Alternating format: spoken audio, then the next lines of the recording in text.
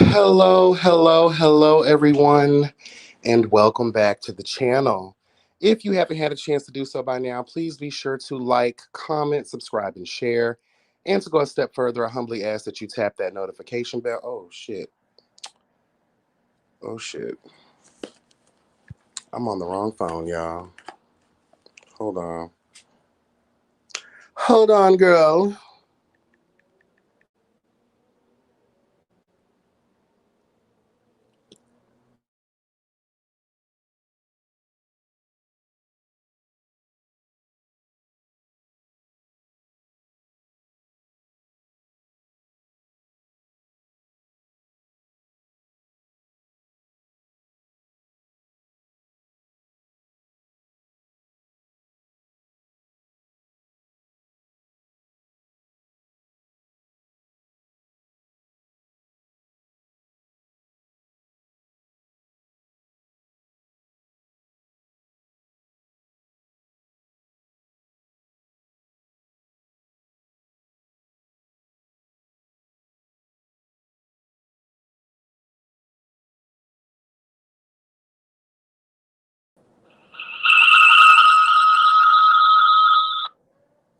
Hello? All right, we are here, honey. I apologize. I needed to switch phones. Hello, God. Can you all hear me clearly? Hello, God. Throw the scales of justice in the chat if that is the case. Yes, God, honey. Let me do my introduction again. Welcome back to the channel, everyone. If you haven't had a chance to do so by now, please be sure to like, comment, subscribe, and share. And to go a step further, I humbly ask that you tap that notification bell. That way you'll be updated each and every time I'm uploading something new. Also, make sure you're following me on Instagram at YB Speaks. Hello, God. Girl, what's tea? What is tea, honey? Oh my God.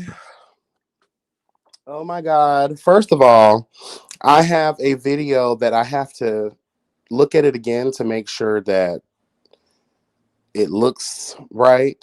Um, but girl, just for y'all's anticipation, honey, earlier this morning, I linked up with City Worker Trade.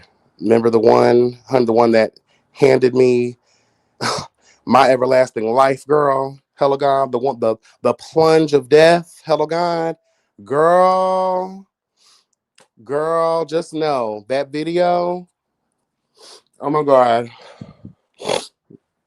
Girl, oh my God. Be prepared. I'm gonna try to upload that tonight.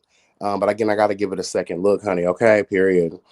Um, Girl, and then not even but 2-3 hours ago, the Black Panther, hello God, resurrected in this puss in Taraja.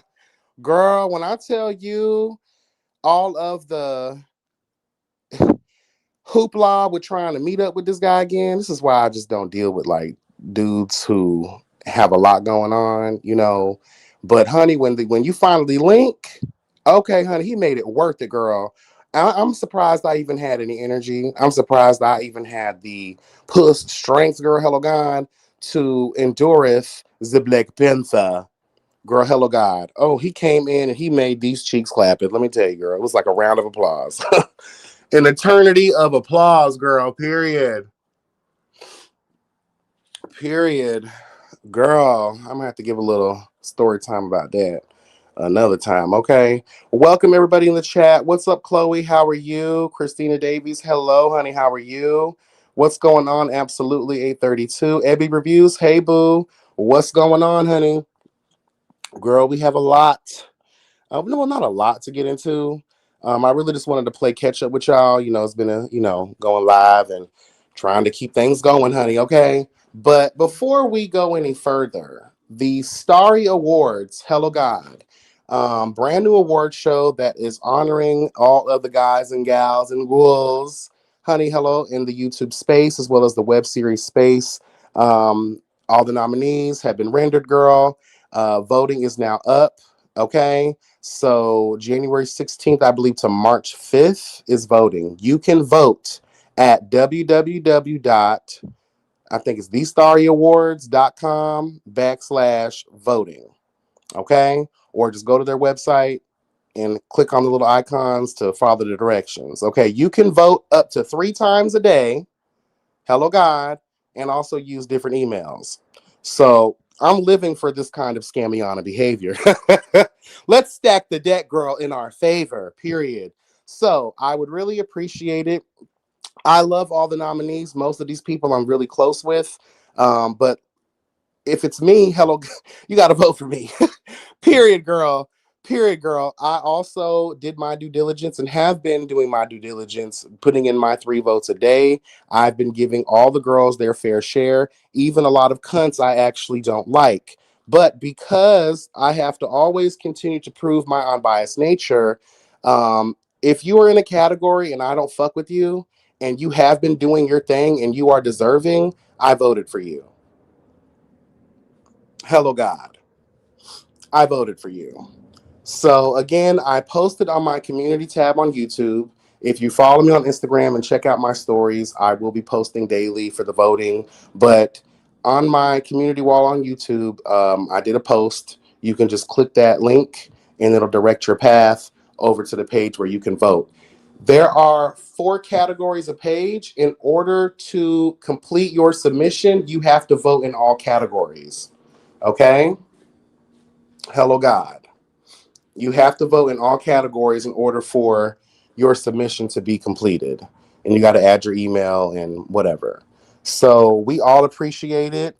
Um, I heard there's some drama girl going on. Some of the girls ain't, feeling the fact that they were nominated. The Starry Awards posted in their story, girl, that some of these girls have, you know, publicized their outrage.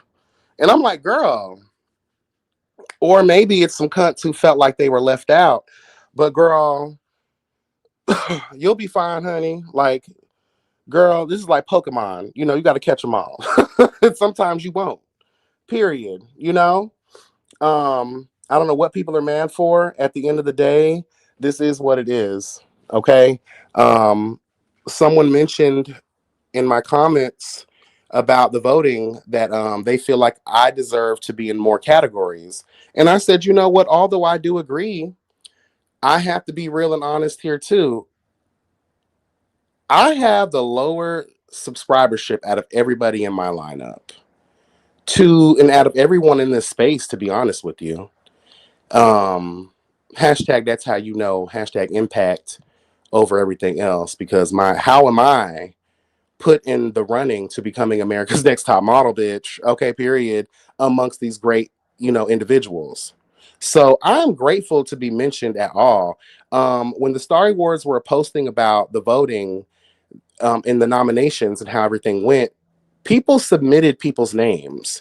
So obviously, there were more than a few people who were throwing my name around. So again, I'm forever grateful and humbled to even be mentioned, considered to be with these legendary individuals.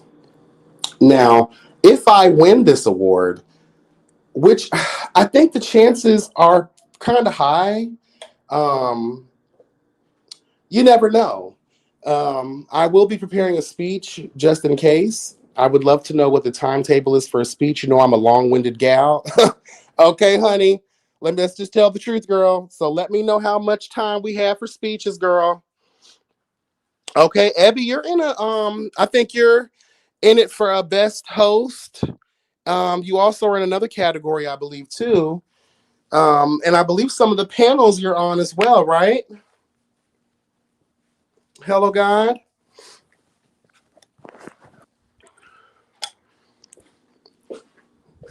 And again, shout out to the Justice League, honey, because a lot of us are in the running to becoming America's Next Top Model. Period, girl. People have obviously recognized our, consistency, our due diligence, honey. Our platforms are doing what they need to do to garner such, admiration and respect and consideration. Hello, God. Thank you, Christina. I really do appreciate that. And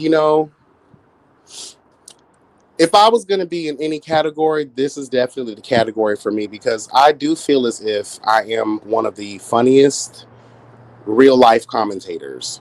Like, I thought about it yesterday as I was making the post for the awards and stuff, and I was like, you know what? I am funny as fuck, but I'm so informative. Like, even in my serious political conversations, or I could be talking about doom and gloom, supernatural shit, UFOs. Girl, I could be talking about history. I could be having a conversation about web series. I really do feel as if, like, I find a way to bring the funny to every piece of content and commentary that I bring you guys.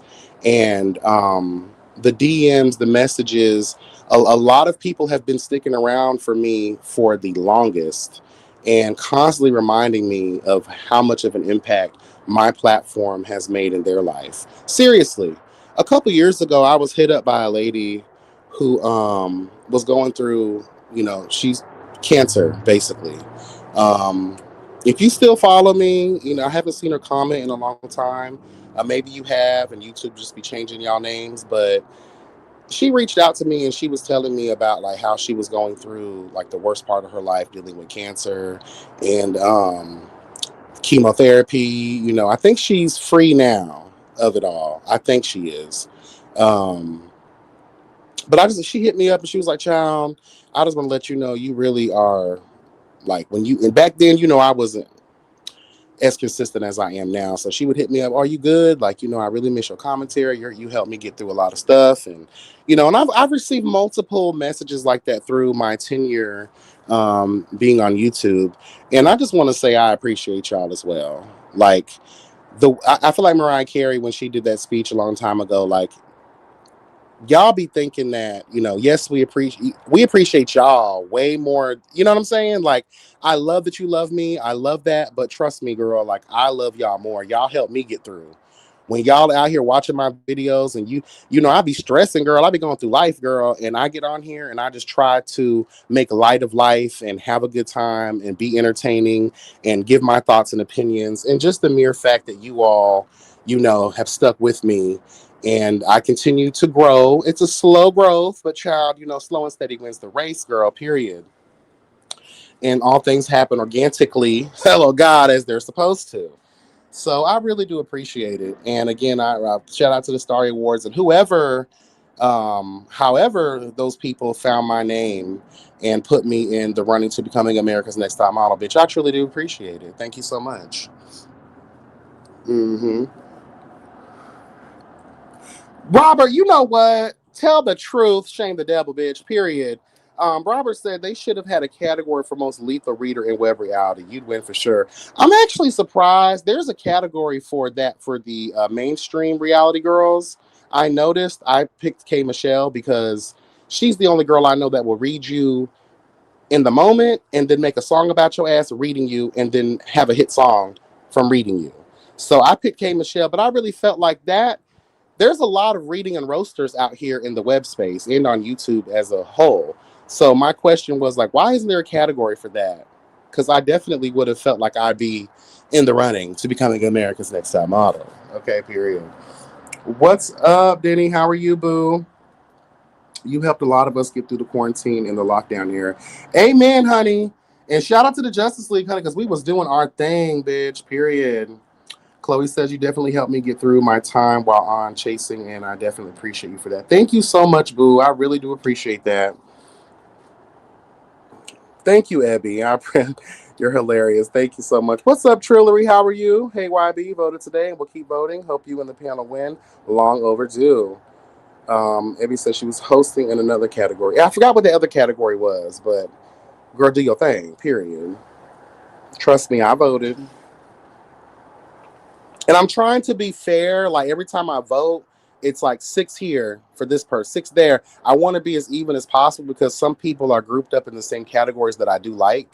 So I'm being fair. Like, one day I'm giving it all to one person. The next day I'm trying to be, as fair as possible. Period. Okay. You deserve all the flowers and then some. Thank you, Danny. I appreciate that. What's up, Nia? How are you? No, I just started. It's like 15 minutes in, girl. The first 5 minutes was me trying to get my shit together. Okay. But yeah, it's always a pleasure and it's always an honor. And truly, even though I come on here with my little personalities or whatever, I really am humbled, girl. Like, real tea. And there's probably more to come down the line. I have a lot of things that I'm trying to get into this year, content wise. So just be on the lookout. And I believe that will garner more followers and supporters and all the things girl needed, required, and desired to, be the shooting star that I know that I am, honey. Period. Okay. Hello, God. The Kiki panel, hello, God. We will be convening tomorrow, and tomorrow's actually my birthday. Just to let y'all know. Hello, God. January 19th. A real bitch was born. Period. Brought into this world. Hello, God. Immaculate conception. The gods favored me. He favors me. Hello, God.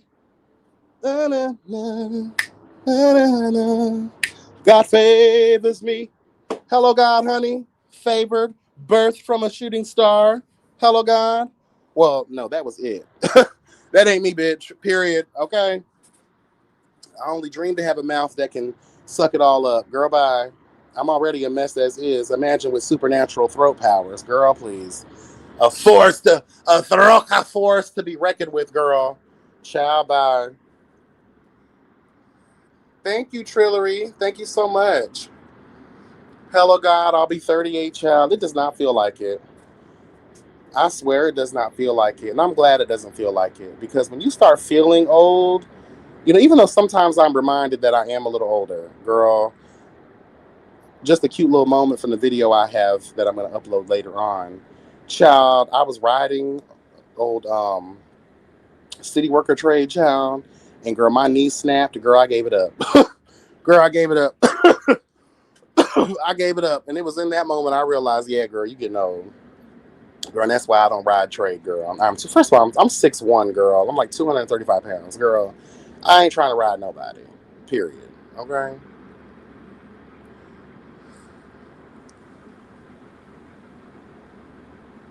I'm gonna use my nephew's Cash App tomorrow, girl, because I'm gonna need those coins instantly.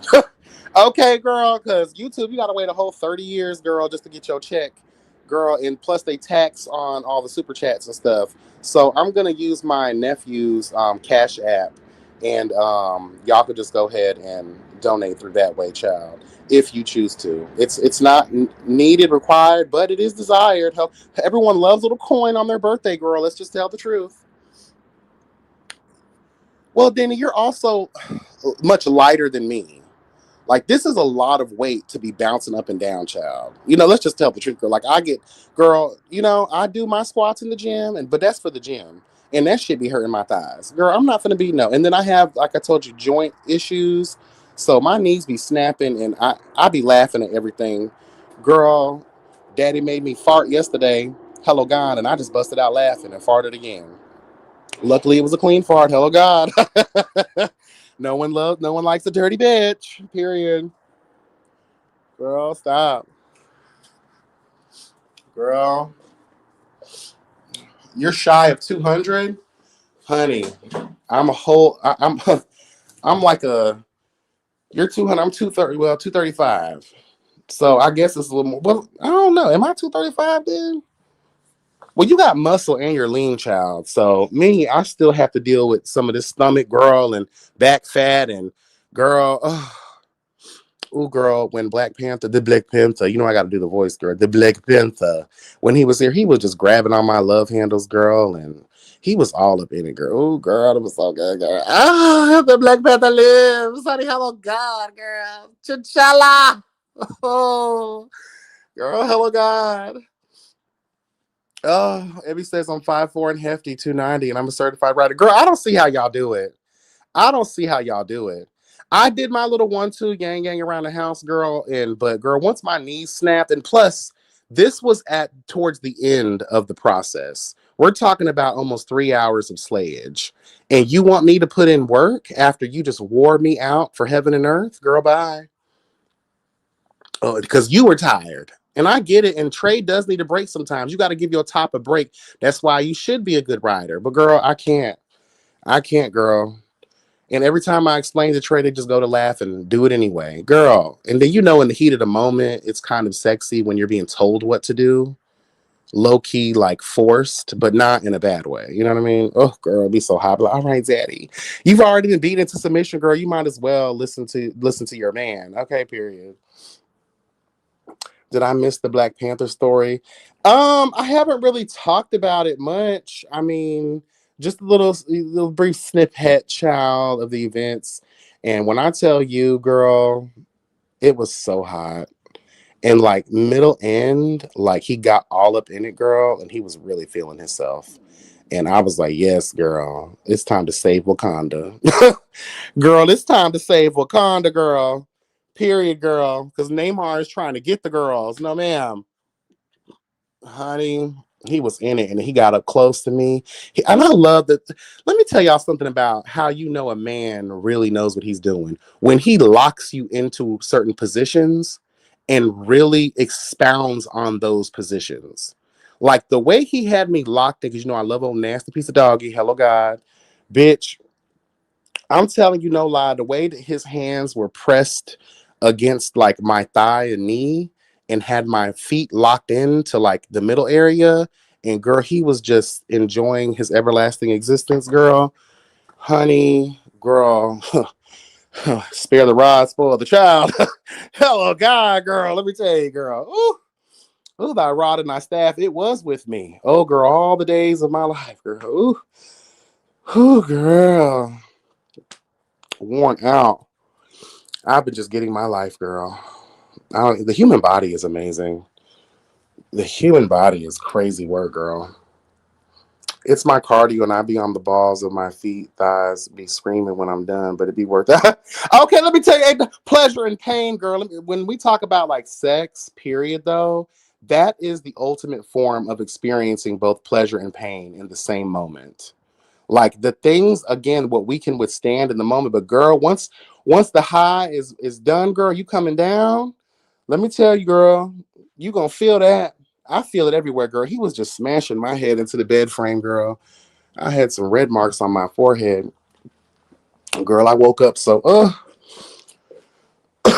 and I really wasn't trying to even deal with the Black Panther because I had still been suffering from, slayage from earlier today. But like I said earlier, it's really hard to get us together because again, when you're dealing with download trade, and I'll just be honest with y'all, like I found this out after the fact. Like he got a family, child. And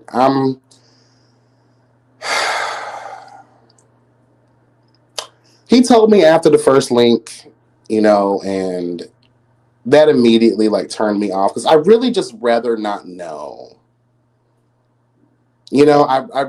Because in my life, and I'm sure a lot of y'all probably have dealt with the same situations, whether gay, straight situations or not, but I've been confronted in the past by multiple men and women talking about, you know, you cheated with my man, girl. And those are after the first time was uncomfortable, but after the first time, I just started laughing at these hoes and keeping it moving. Because, girl, that's not my business. But as I get older, I'm just like, I see the suffrage in women. And I struggle with that's really not my problem. That your man decided to cheat on you with me. But morally speaking, right? Because I'm not a devious cunt like that. I try my best not. That's why I try to limit when I'm dealing with these trade that I speak of for all these years. I don't want to know your name. I don't want to know anything about you. Because if you notice in life, the more you get to know certain individuals, the more you wish you didn't. You know what I mean? Like that's how I get sometimes in my life. Like I really just don't just hush your mouth and don't talk. Shout out to Miss Trina girl. just hush your mouth and don't talk. And it's just like, I didn't even ask for that information. You talking about, you want a friend with benefits, and the way you're moving as if you're free like that. And then through a text message, you're telling me, oh, I can't today. I'm busy. My girl, my kid, all this shit. And once those things like are brought to my attention, I kind of don't want to fuck with you no more. But we all have that horde that lives within us all that is like, girl, I'm going to get my things. You know, and I want to say this too. This goes to like, this is my thing. I have a different belief system than a lot of other people do. I don't necessarily believe that men who sleep with other men are gay. I call you gay when you are in the life, when you are owning that, that's all you're into, that's blah, blah, blah. I do believe that there can be a big difference between attraction, love, and just sex. That's another reason why I don't really believe in monogamy, because I do believe that, especially nowadays in society, people like to demonize, the whole cheating. I do believe that your husband can love you, but want sexual pleasure elsewhere. It's not that you're not enough. It's just that you're not enough for him. Does that make sense though? No tea, no shade. That's just how I feel. Like I feel that it is possible. And that's why I really don't like labels and grouping people up and boxing folks in, because I do feel like it never allows for expression or just doing what you want to do. Like, and you know what I'm saying? I know that sounds like a cop out to make people feel comfortable in themselves, but at the same time, like, that's genuinely how I feel. And the older I get, I'm really led to believe that, because I deal with several men who don't like men. They just like the sex with men. They love their wives and their girlfriends. It's just when it comes to sexual desire, that's a whole other situation. You know?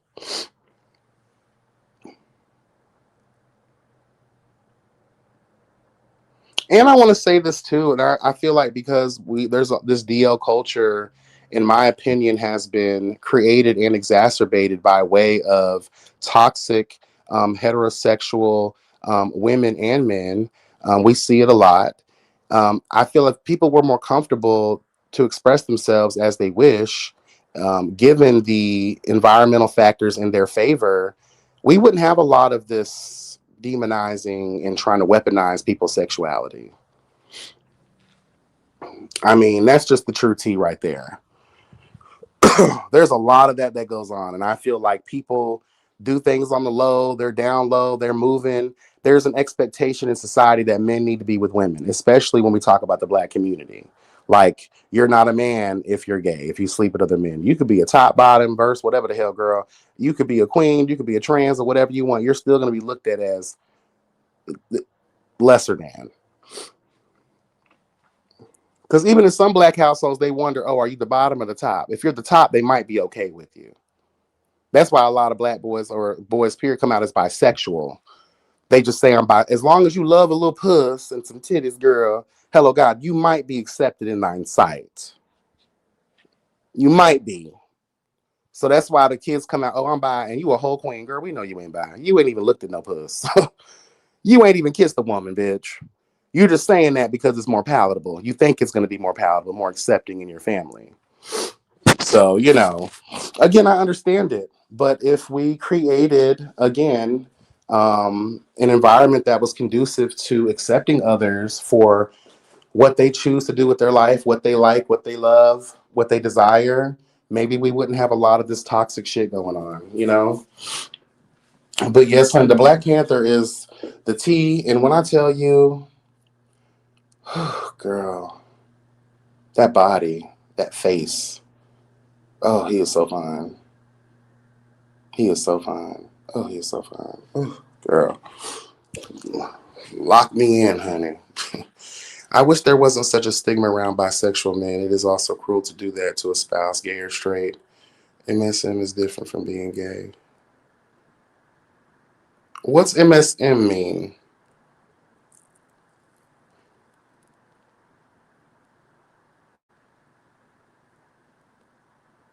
The lockdown be leaving bruises. Got fingerprints on my hip. Girl, I got a fingerprint. I got handprints on my chest area and my neck. Honey.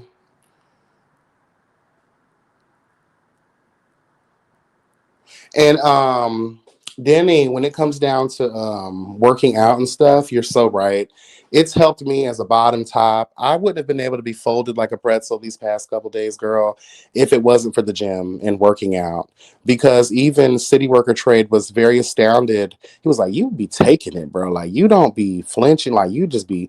I'd be like, "Girl, shout out to Papayas. Shout out to some marijuana girl, hello gone, and shout out to the gym because, girl, and drinking my water.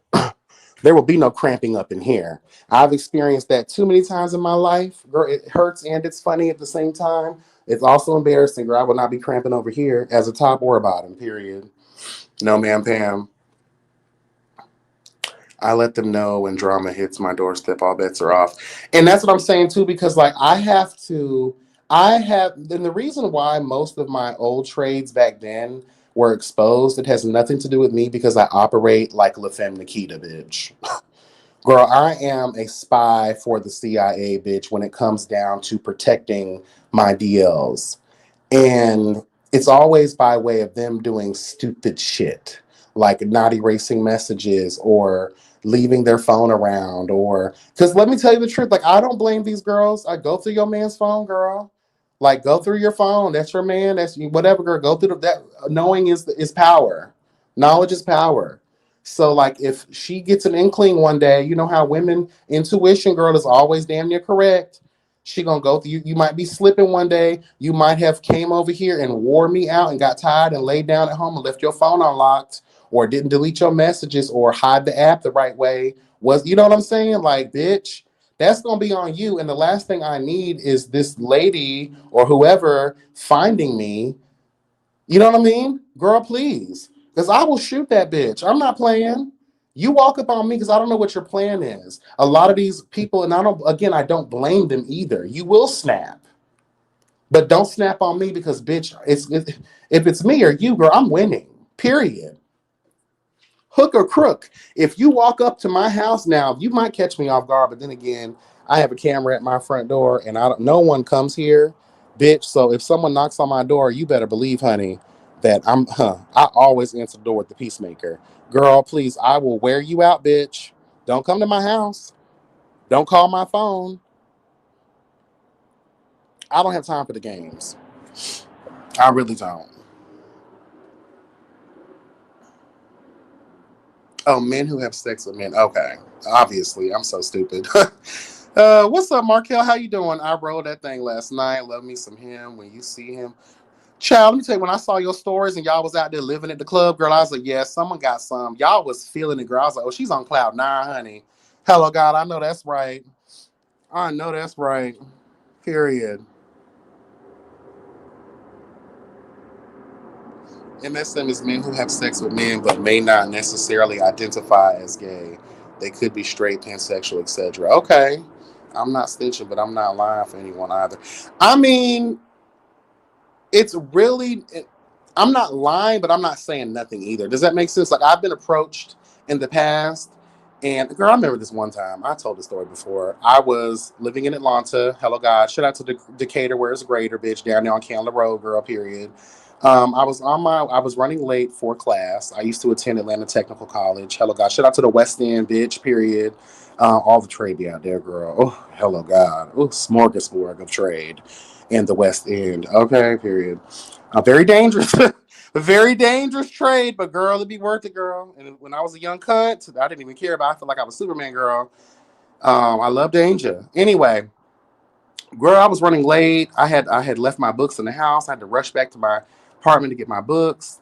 As I get back in my car, I'm approached by this girl, and she's like, "Hey," and she was like, "Is your name such and such?" And I was like, "What's up, girl?" I just looked at her and I started smiling because I kind of knew. I had a feeling because just last night, hello God, last night, I was getting my things with the same piece of trade that I had been dealing with for a very long time. So, girl, she's like, "Oh, do you know his name was Tobias? He's dead now, child. May he rest." Um, but like, he's like, "Are you?" She was like, "Are you sleeping with my man Tobias?" And I looked at her and I was like, "Girl, if you got to ask the question, what do you think?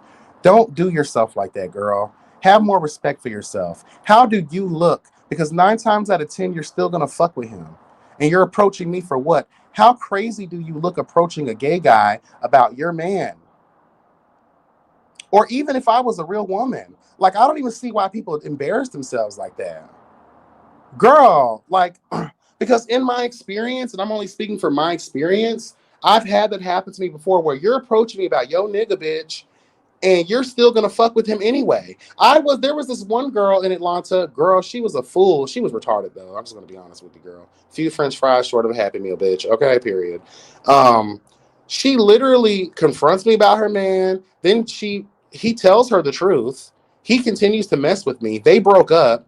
She keeps on finding ways to want to be around him, even if it means being around me. Girl, you're creepy and you're weird. Girl, we got drunk one night. I think I told this story before, girl. Girl, I'm just everywhere with all this. But anyway, girl, we here for a good time, not a long time, period. Girl, we had a party at my house, girl, one time. This hoe showed up, girl. I was drunk as fuck. Girl, wore her out with these Heineken bottles. Girl, get your ass out of here. Who invited you? All because your man got mad because Tobias showed up, girl, and announced his drunk love for me in front of everybody. And then we ended up having a threesome anyway that night. Period, girl. Like, y'all over here doing this for that, girl. I'm getting my things. Period. Like, come on, don't approach me about nothing. And then years later, when I moved back to Florida, the boy I had been dealing with for like 3 or 4 years, child, that everyone knew about, I get called by a baby mother. Hey, and then my fuck ass sister gave the bitch my phone number to call me. She was just a messy cunt. And I was like, girl, whatever, I really don't care. That was in the past. Girl, she called me. Oh, I just wanted to know about the extent of the relationship that you had with, my baby daddy. I said, girl, I'm not answering no questions. Bye. She calls back. She's like, "Oh, I just found, I looked in his email and, I found pictures of y'all." I was like, "Oh, he still got pictures of me, girl?" That was the many moons ago. He must still be thinking about the doll, period. And I was more happy. I was more like getting on that than that. I was like, damn, that doesn't sound like him. He wasn't a sentimental type of nigga like that. So just surprised, like, oh, for real? I said, girl, well, why are you calling me? I was like, look what you're doing to yourself as a woman. I know that dick is good and you want to make sure that it's locked in for you and you only. But girl, your nigga been for the streets, girl. Period. Even when he was with me, he was for the streets. Girl, remember I told y'all I caught him in my house one day fucking this girl on my good sheets, and I wore their ass out. Girl threw them at my house naked and then called the police and said there was some crackheads out there smoking crack and they was running around butt naked. Bucket naked. Girl, period. Call the police on their ass, girl. Get out. Goodbye. Period. Don't approach me. Don't do me. Like, I'm here for the pleasure, girl. I'm not here for all the extra.com. And then the guy today, he's like, oh, he saw my phone. He was like, oh, you called me the Black Panther? And he told me his real name. I was like, don't tell me your real name, bro. I was like, because you don't know my name. He's like, oh, okay, okay. I was like, yeah, bro, that's how I roll, bro. I don't want to know nothing. You already crossed the fucking line with something about your girl and kids and shit, and that's why your schedule be the way it is. I don't even want to know about none of that. Period. Oh, Island Brownie girl, I did not play. I did not play the radio girl, period. Y'all is not going to play with me, girl. And that was my intuition. I was at work. I was at work. Let me tell you something, girl. I was at work. Shut the Sunshine Anderson, bitch. And the spirit said, girl, because he kept calling me to ask me what time I got off work. And I was like, girl, why do you care? So I told him a time and I told my boss, I said, girl, I'm finna leave early, bitch. I'm finna take a break. Okay, when you coming back? Girl, I'll be back when I be back. Girl, drove all the way home, put that key in the door so quiet and slick like, girl, bust through, ran straight to my room. He was beating the Mario coins out of that girl. Honey, I turned into the Incredible Gay Hawk, bitch, and I snatched both of them girls up, bitch. I snatched him by his neck, her by her hair.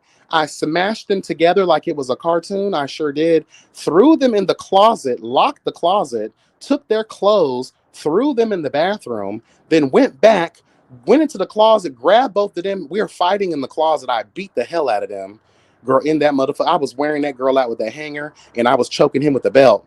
Girl, and then I drug both of them by their hair, because obviously they had no clothes on. I opened up my sliding glass door and threw them both out, girl, locked the door, and then immediately called the police and said there were two crackheads, bucket nakeds, girl, running outside in the fields of life, girl, on crack. And then I stayed there until the police showed up. They were both arrested, and I got the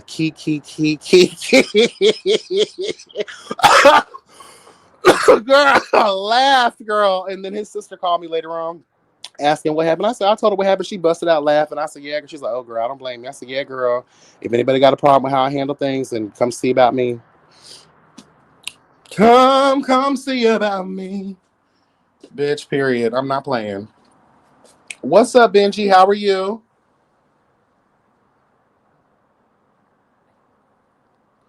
Huh. I said, don't know what you talking about. DL called me like, what the fuck? Hold on, okay. I remember messing around with this gospel singer who was DL. Years later, I told my friend about it. Somehow my friend is with the girl who's now dating him and told her about us. I was so mad. See, that's why I don't like to tell people my business no more, child, because they will definitely tell the business.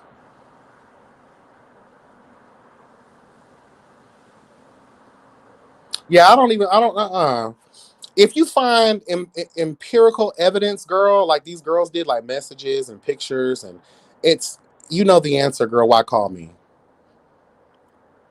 You want to know how he fucked me? You want to know how I sucked him? You want to know how we took each other to another universe, girl, and portaled back to present day?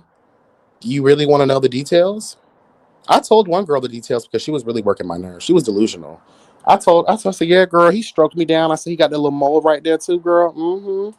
Girl, that big ass dick, girl, was running through me, girl. Hello, gone. Girl, I ate him down, girl. Hello, gone. And the sad part about the other boy from Atlanta, when that girl called me when I moved back to Florida, is the family knew about us. And you're out here kicking it with the sisters and shit, and kicking it with the cousins, and you've been with him how long? You have kids by two or three kids by him, and none of these people, like, that's not their business to tell. First of all, but second of all, you thought you had a friend, because I was real cool with the family, bitch. Some of the cousins hated me, but girl, after I wore their ass out, girl, they had no choice but to respect me. But period, girl. Like, oh, they didn't tell me that. Oh, that's on you, girl. And the only reason they told you is because you found out, and now you have a conversation with everybody. Whatever, girl. Whatever. Period. I see you think quick on your feet, Judge. I sure do. I sure do.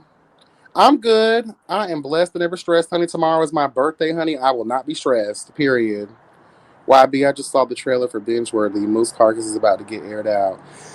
We will be discussing that on the Kiki panel tomorrow. I believe we're going live, child. So make sure you guys are tuning in and setting those reminders, girl, when the link is provided onto the girl, period. We're going to get into it, girl, because I definitely want to see what he's talking about. It must be some tea. Mm. Mm-mm-mm. Exactly. If you find messages and pics, what is there to talk about? I mean, seriously, though. Like, look here, girl. I ran myself ragged around some of these niggas in my past. Ragged to the point where I was losing weight, hair was thinning, girl stressing all the time, girl looking through phones, hacking emails. I turned into Joanna Scammer real quick, bitch. Like, girl, figured out everything. And then for what? For me to still welcome him into thine room? Into thine throat and booty hole anyway? Because he whispered a couple sweet nothings in my ear, a bunch of lies and foolishness? Girl, please. I'm over that. That's why I live my best life now. That's why I don't trust nothing anymore. Love can be for the other girls. I'm fine. I don't live in fantasy. I live in reality. These niggas ain't shit, and a lot of these bitches ain't shit either. Period. Maybe that's maybe that's just my experience, and it's skewed my perspective. But girl, it is what it is. It is what it is. I don't have no time to be bothered with these sorry ass men. Only thing they're good for is a good lay, and some of them can't even provide that. To be honest with you. And the lies, like, okay, for instance, y'all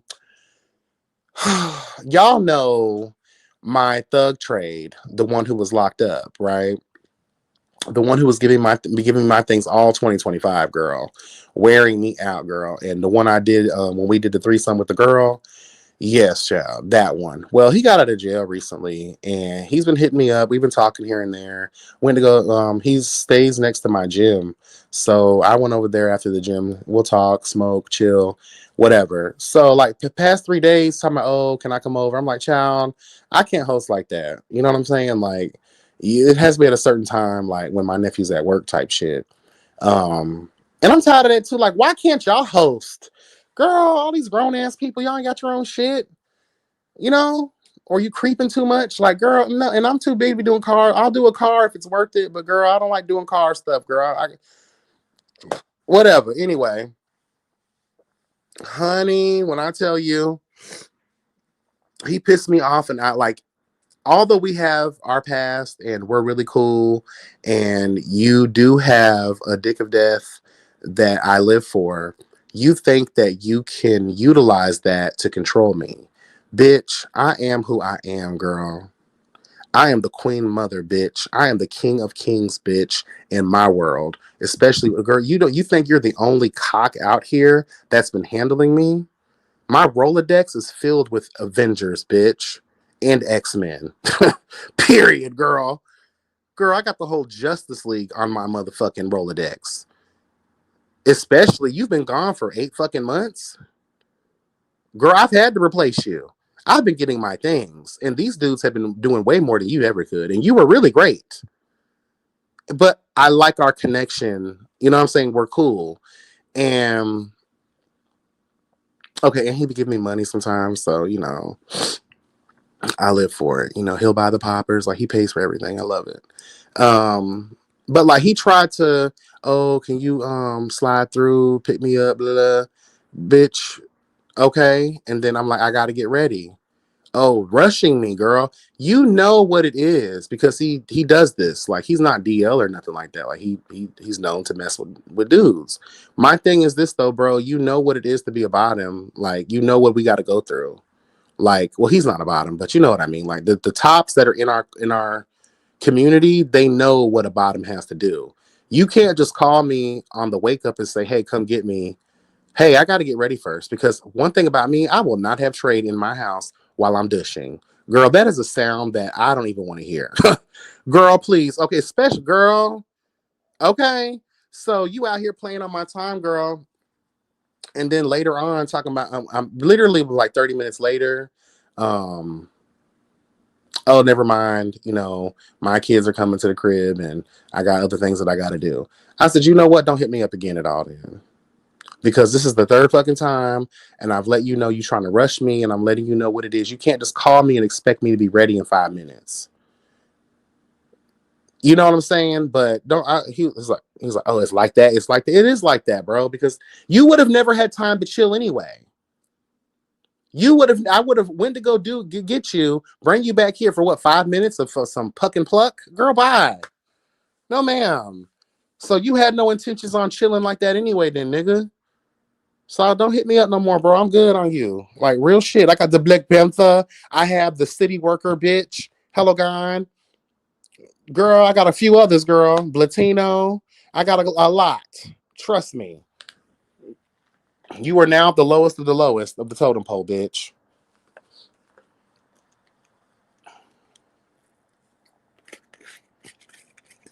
I'm tired of that stuff, bro.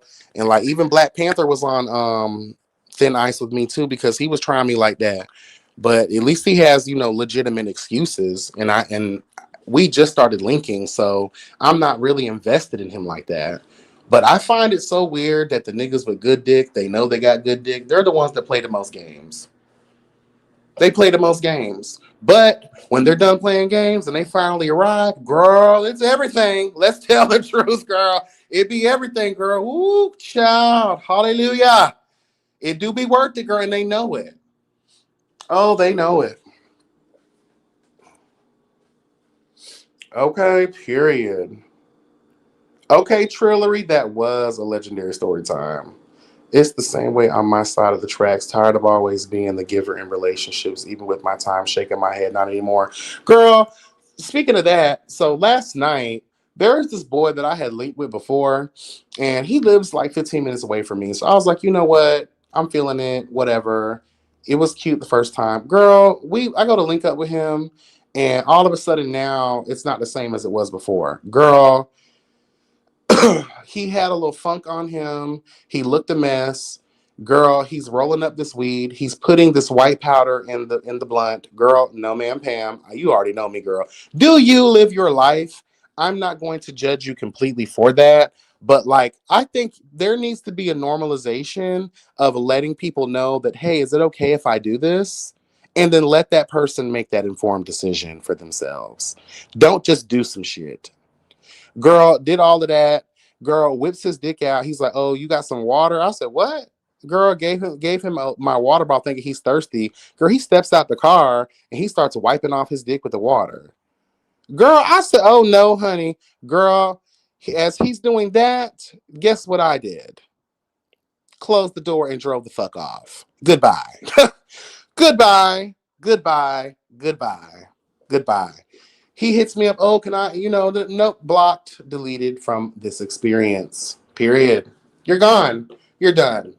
I'm not wasting my time anymore, girl. See you fucking never, bitch. Period. Period. YB, what are some places you recommend for a spring break trip? Girl, it depends on where you want to go. Miami's cute, but it's oversaturated, child. And let's just tell the truth. I know the girls love Miami, but it's overrated, girl. It's not really what y'all think it is. South Beach is South Beach, but the real Miami is ghetto as fuck. You're gonna get some good food. Now, if you want all the things that you require to decide, that Miami might be your destination. Key West is cute, but they're low key little racist, so be careful. Um, what is that place in the Panhandle of Florida? They say it's really cute. Oh my god, I forget the name of it. It's at like the top western point of Florida. They say their beaches are really cute. I was actually supposed to go there a couple years back, but I never went. I forgot the name of it. Hmm. Yeah, what's the name of that? Panama, Florida is cute. Pigeon Forge, I think that's in Tennessee. I've heard a lot about that. My aunt loves going there. Great food, great entertainment, all the things that are required and desired. The Bahamas, obviously. Um, take you a cute cruise, child. You get all, huh? I love an old nasty piece of all in one, bitch. Okay, period.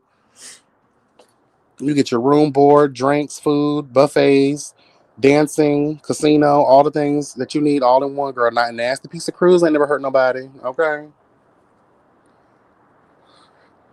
I love these nicknames. Black Panther. Hello, God. I have to give them nicknames, honey. Oh, I have to give them nicknames. I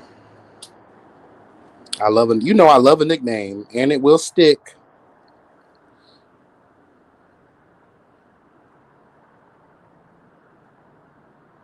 Very disgusting, Benji. Like, girl, you have to be prepared. Like, you're out here searching, right, far and wide, and you're not even prepared, and you smell like the back alley of some shit. No, I'm good, girl. And then on top of that, you're a whole crackhead.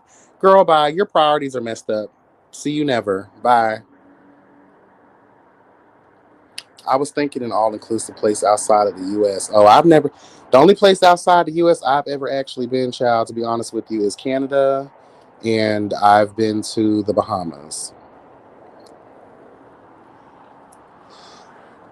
And I got a whole passport that I've yet to stamp, to be honest with you. Where did I go in Canada? Was it Toronto or Quebec? I think it was Quebec. Quebec was so beautiful. Now prepare your lungs because that clean air quality, you need your lungs need time to adjust, but it's so beautiful. Low key racist, so be careful, okay? What's up, Domi? How are you? It's been a while, baby. Happy New Year, Feliz Navidad, all the things, bitch. I want to see you in a committed relationship. I want to see how you are in that type of environment. I don't believe in relationships. I truly don't. That level of investment, and I know that again, I've had horrible experiences. And the way I've dealt with sorry men, especially these DLs and these toxic ass niggas out here who play the role child and have these double lives and stuff, like, again, that might just be me limiting myself to my own experience, but like I'm good on that. Like if it comes, it comes, but I'm really not hoping for it. I really don't care about it. Once upon a time, child, I did, but I'm good. It's a lot of investment, a lot of time, a lot of energy, and and I feel like I won't find the right person. I'm a lot to deal with. And there are things, if in an actual committed relationship, there are things that are needed, required, and desired to keep me around. I don't want to deal with no one who still has childhood trauma. I'm tired of that shit. Ain't nobody raising no man around here. Shout out to K Michelle, girl. Um, I'm not trying to deal with somebody who ain't got at least half of their life together. Girl, have some career goals, have some coin, have something, have your head on right.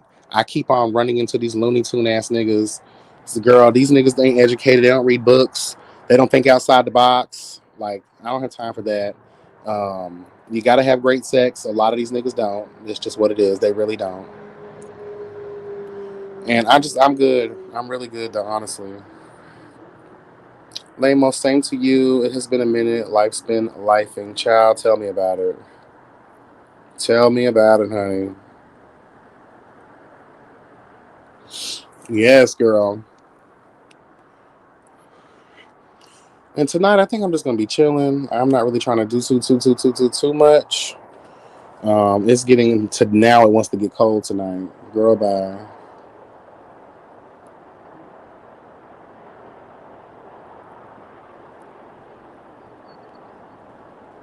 Child, Black Panther just hit me up talking about he want to come back. Girl, sorry. I can't host now, baby. So he want to come back, girl. Baby, come back to me. Na, na, na, na, na, na.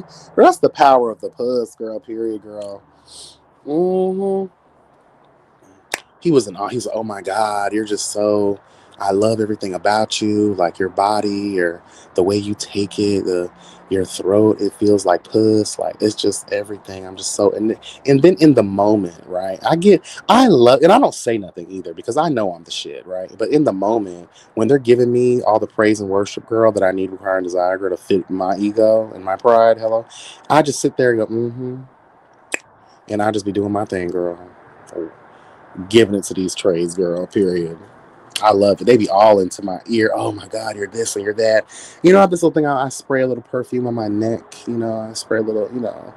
Give it what's needed, girl. Okay. They be enveloped, girl. Ugh. Okay. Period. I get it about not thinking you'll find the right one. I'll never find my Stannis Baratheon. Girl, you don't need a Stannis Baratheon. That man was a Looney Tune, girl. He sacrificed his own daughter, girl, for some red witch, girl. Period. No, ma'am. The Lord of Light, girl, out here taking the kids. No, ma'am. Anybody who sacrifices their own children for some foolishness, girl, please. You don't want Stannis Baratheon, girl. You want Renly Baratheon, okay? And Sir Jamie Lannister when he ain't fucking his sister. Hello. Period. He said he wants to go to Wakanda tonight. Child, I'm sorry, girl. I'm sorry. I'm not tonight. And I'm saying all that, and I might actually do it. Girl, take a walk to the park. Okay. Peter Baelish, girl. You don't want no Peter Baelish either, girl. He gonna be too busy setting you up at the okie doke like he tried with Sansa Stark, girl. No, man, Pam. Wasn't that the scene though of Game of Thrones, bitch? Period. Let's tell the truth, girl. When all truth was revealed unto thee, when Brandon Stark came back from his weird ass journey of life, girl, all the kids of House Stark were reunited under one roof again, honey. Well, not all of them. Most of them had passed on, girl. Rest in peace to Robb Stark and whatever the little boy's name was who got shot with the arrow by Ramsey Bolton, girl. Oof, a hot mess. But girl, when them girls had him in the court and Peter Baelish thought that Sansa Stark was about to do something to her own sister. Shout out to Arya Stark, girl, the saver of saves, honey, the savior girl who took down the Night King bitch. Girl, when Sansa had gathered all the girls in the court of truth and justice, and she did her cute little monologue, and Peter Baelish had that smirk on his face, thinking that she was going to deliver swift justice to thine sister. Instead, it was switched on him. Girl, tell the truth.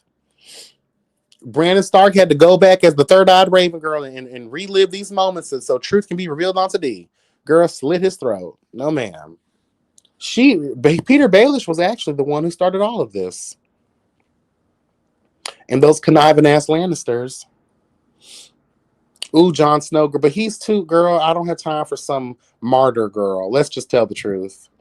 I don't have time for someone who's always that honorable ass shit. Girl, no. I love a cute piece of honor. I love honor, but not when you out here trying to sacrifice yourself. No, ma'am. I'm good. And Jon Snow gives me small ping. Actually, I don't think there's anybody in the Game of Thrones that I would actually find interesting enough to want to do. There weren't really that many attractive characters now that I think about it. Oh, but when we get down to the House of the Dragon, girl, there were some cute black boys down to the house of what's their name, girl? Targaryen girl. Oh yes, Lord, glory to God. Especially the one who was able to ride Sea Snake. Girl, tell the truth. Hold on, y'all.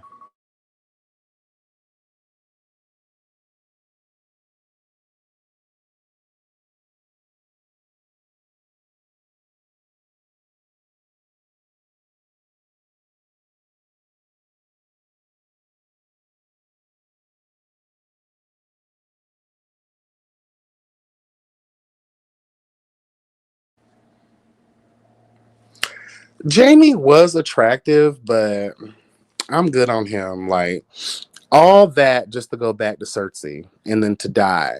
And that was a horrible death scene, by the way. Someone really should have got to Cersei. Like I really felt like Arya should have had her big one.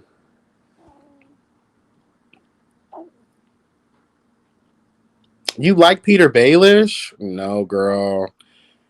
I didn't like him. Anybody who owns a brothel, girl, and I can't. That's a good man, Savannah. Prince Oberyn could get it before the Mountain did him in. He was cute. I can't lie. Prince Oberyn was cute, but another fool. Just like the rest of these girls out here, all of these speeches and monologues when you should have been making sure the person you were fighting is actually dead. Let's just tell the truth. Okay. Someone needed to get the mountain too for how he did over it. Well, you saw at the end, it was only right that Sir Gregor Clegane got his revenge on his sorry ass brother. So that was a cute little fight. I loved how they wrapped it all up. And isn't it crazy how the Hound was so scared of fire, but that's how he met his end. He faced it in the end. I loved how they tied all that up. You got revenge on your brother, and then in the end, your greatest fear became something you embraced, and that's what ended you. Girl, crazy work, right? Hey, YB, hope you had a wonderful Sunday. So far, so good, Katiana. Hopefully, you did the same.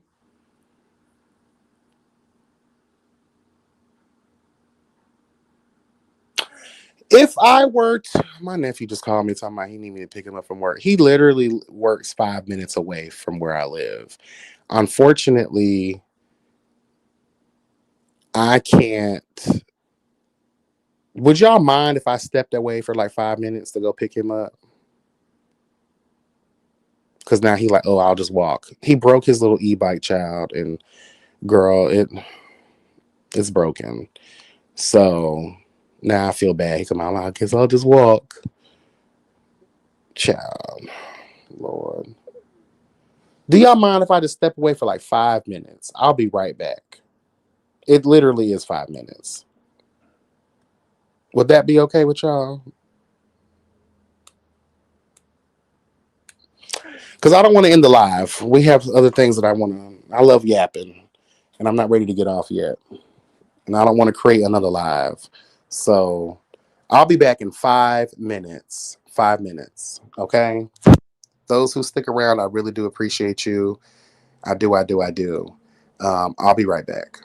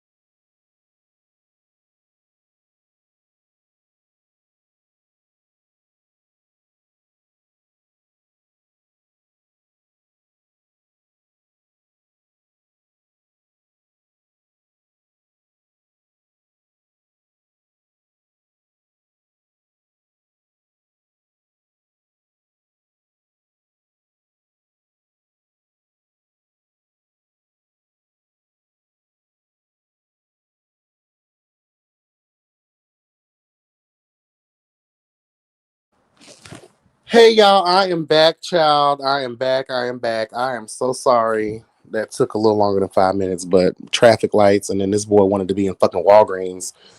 Girl, you supposed to be outside waiting, bitch. Like, period. For real. Okay. Child, what y'all had going on in here, honey? What's going on? Are y'all talking about the awards? What's up, Cat? What's up, Cat? How you doing? I left the phone here because I'm not on my other phone. I'm on the one I don't use at all to go live. So I left my phone here while I went out. I don't have that feature no more. Even on the free plan, they don't allow you to do music anymore to play in the background. Or I could have put something on my other phone to play for you guys, but I figured this would be a quick hop, skip, in a hurry, honey. Okay, period. Look at y'all still in the chat. I really do appreciate it. Thank you so much. That's right, y'all. Don't forget to cast your votes, honey. Who else did everyone vote for in the Starry Awards? I voted a lot through and through. I voted a lot. Chasing Reality basically got everything. Certain ones I'll just keep to myself because I don't want the girls getting upset with me. Um, but just know that I was fair throughout my process. And again, you're allowed 3 votes per day.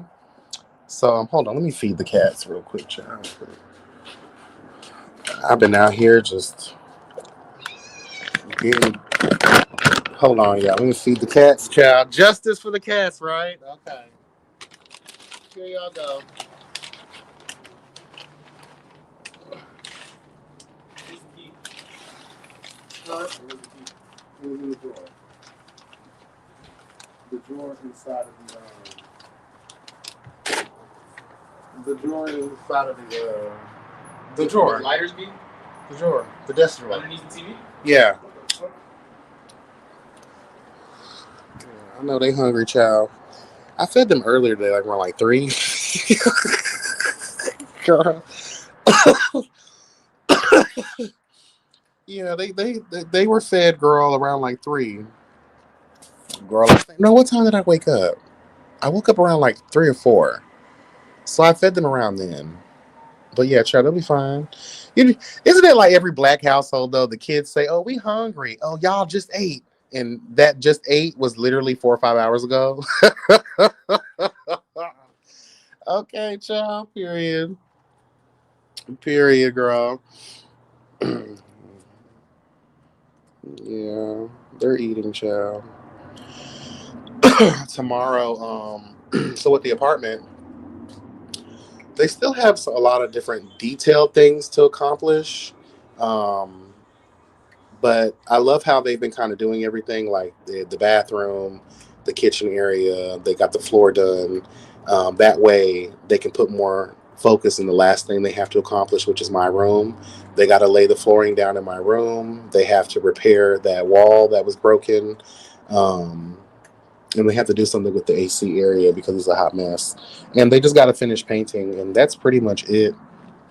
They got to order me a stove and a new fridge, and hopefully that comes sometime this week because, girl, I have no oven right now. So, luckily, I got a bunch of air fryers, but still, though, I like my oven and my stove, period. And I'm gonna be on the prowl for a new couch. I want to get a TV for my living room area. Um, some other things that I want to get to. I'm gonna get a whole new dish set, new pots and pans because my shit is still sitting outside and it's old anyway. Just another reason for me to get rid of it. I'm going to try to convince my landlord to let me have February's month free because of all the inconvenience that all of this has caused me. A week turning into 2 weeks. The fact that I'm living here while y'all are doing this is a big inconvenience. So I'm gonna try to get a whole free month's rent. Hopefully, if he agrees with that. Um, I'm gonna take that money and buy all the stuff that I need. Cause girl, please. Cause the cleaning that has to be done out here, all this stuff got to go to the trash. Like I hate when people come to your house and go to doing maintenance and stuff, and they just trash your shit. They don't take care of your stuff, and they just act like it's willy nilly because it's not their shit. They don't care. They're here to do a job. Well, your job is to also make sure that you're not destroying my stuff. So I took pictures and videos of everything. So I'm going to show that to him and let him know that's the big reason I want the rent reduction or completely free rent. And plus the inconvenience of me having to suffer through all of this bullshit. So if he can do that for me, I'm going to go ahead and take that rent money that I was supposed to pay and get all the stuff that I need, require, and desire for the elevation of this apartment. Because it's cute. It's coming along perfectly. It's just taking a little longer than any of us anticipated. And but nonetheless, I am grateful because they got to replace my back door. They did a lot of the other stuff. There's just little things here and there, and in my room. And then the ghetto part is moving all my stuff to the living room from my bedroom so they can work on my room tomorrow. So I'm gonna be sleeping in my living room, girl. By while y'all are doing this stuff, girl, I might find something to do. And tomorrow's my birthday, so bitch, and MLK Day. So girl, do I really want to be bothered? I don't know. I might go out to lunch or something, walk the beach, go to the gym. I don't know. Girl, I told the Avengers girl that we might not be assembling this week because I'm over it.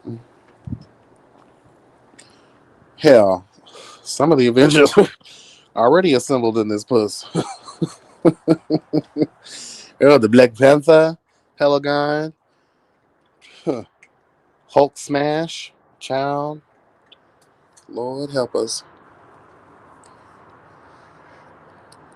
Yeah, Island Brown, that's what I'm going to go for. Um, who knows? Maybe all this happened for a reason. Maybe all this inconvenience happened for a reason to give me, a free month of rent. But and it by all of that stuff like being non-usable anymore, I could wash all this stuff off and it'd probably be fine. But y'all the ones who decided to put my stuff out here in the rain, so I'm gonna use that to my advantage. And again, coupled with the inconvenience and the stupidity of me living here while y'all are doing this stuff, especially with the painting. Like, I'm not supposed to inhale that shit. Like, and it needs a day or two to actually do what it needs to do. Like, come on now, bro. So I'm gonna do my best to see if I can get that rent knocked off for next month because there's no way in hell I'm paying the full rent. Like we can go you can cut it in half if that's what you want to do, but like 2 weeks of work, 2 weeks of me being inconvenienced plus the loss of my property, you're gonna have to reimburse for that, honey. Might as well give me a free month. Thank you. That's it. That's all. Ciao. But yeah, y'all make sure to vote. Again, you can vote 3 times a day, different emails. You can send the link to your friends, your family, even if they don't know a bitch. Use their phone to vote as well. Period. Get it all in there. I will not be attending all of the festivities for this award show. I am going to try to attend the welcome dinner because why would I want to miss the welcome dinner? Kind of like an opportunity to break the ice and to meet and gather with all of those who were nominated and then some, right? And then I will definitely be attending the red carpet and the ceremony itself, as well as the after party after the ceremony. I will not be attending the brunch. I'm not a brunch girl. I can't. I will probably be extending my stay there. I might come a couple days in advance or stay a couple days after. I don't know yet. I have to. When them taxes come, girl, we will make all of those decisions. Period, girl. Let's just tell the truth, girl. Um, and people are allowed to come. You are allowed to purchase tickets. You do not need to be a nominee or someone in the web space. If you want to support the event or support the people that you love and watch, if you are available to, go to Houston during June 5th through the 7th, you are allowed to purchase tickets. Go to the website, purchase the tickets, girl. Do your thing. I would love to meet some of my supporters, girl. It would be lovely. It's gonna be a crazy couple of days because, like, imagine, like, of just meeting people. So I don't want people feeling left out. And when I attend, I will do the best that I can to um, do my walkarounds, girl. And you know, first and foremost, I gotta get with the Justice League, girl. So that's where most of my attention and time will be spent with the Justice League, girl. Like, haven't had a chance to meet anyone in person, and I just feel like because we have the longest history and the longest bonds, definitely got to chill with everyone, honey. And I would actually like to do something. I don't know what everybody's. We'll talk when that time comes, but I'm hoping everybody can like pencil in a moment outside of the festivities. That way we can maybe the Sunday we don't have to go to their brunch. We can go to our own brunch, a Justice League brunch. Period. That's what we probably can do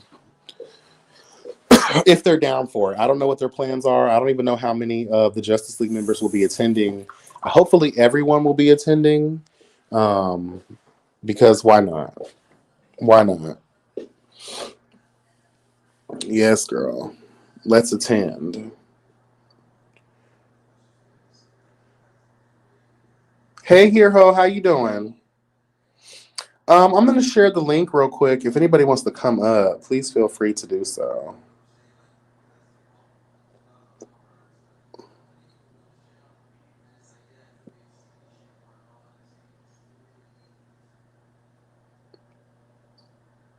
Please feel free to hit the link, ask questions, conversation, whatever you wish.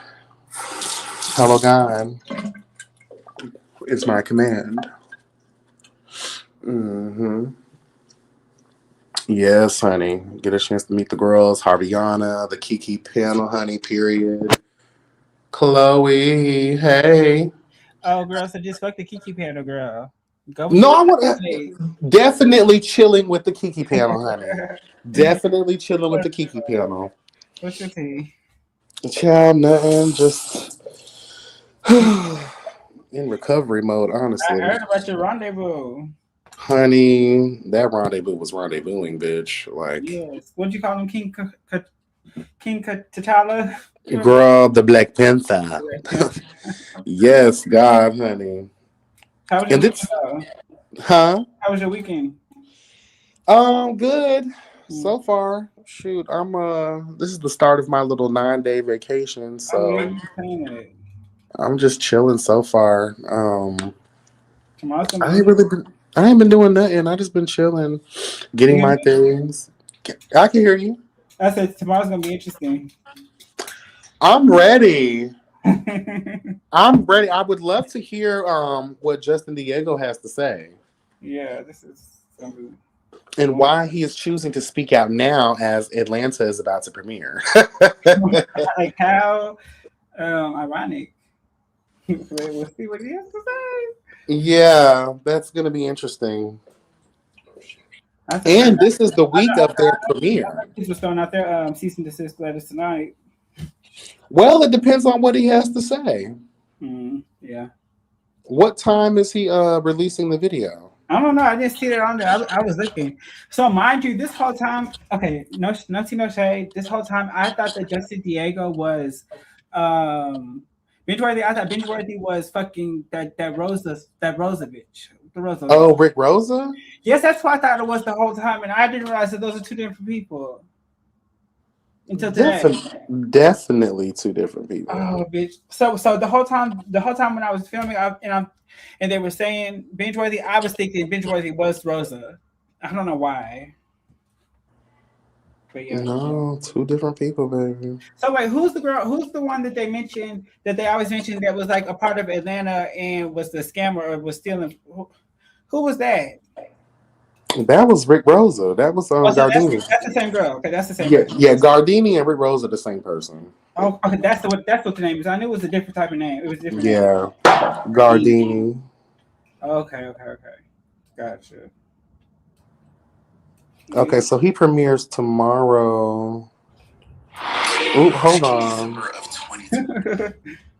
Oh no, it's a trailer. Yeah, that's the trailer. It says it's gonna air tomorrow though, I think. I know that some of y'all are like, hold on, y'all. Let's listen to this real quick. Some of y'all are like, what? But if you've been watching this rollout ahead of the season premiere, I'm sure that you've noticed that I haven't said anything. There's a piece on my neck. Trust me, I'm not forgiving. Well, now I'm ready to talk. I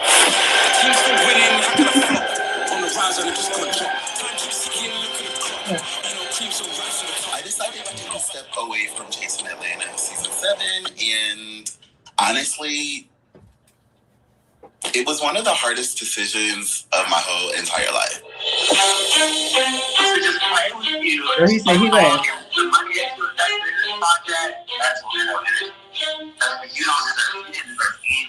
He started to like turn it on me and be like, "Oh, you're lying about TVD, you're lying," and I'm like, "No, baby, you can make yourself look bad enough on your own.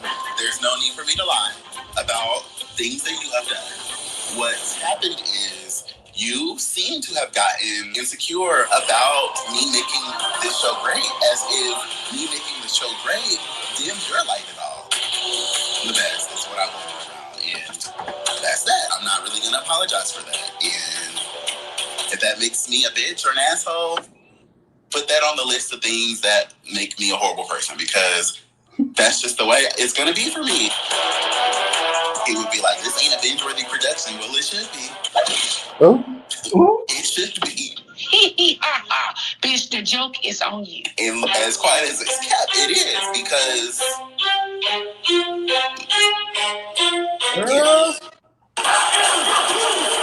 even though I recorded this and I've sat on it since summer of last year, I decided that I have to put this out, because sometimes you gotta let people know they can't play in your mother face. What is it?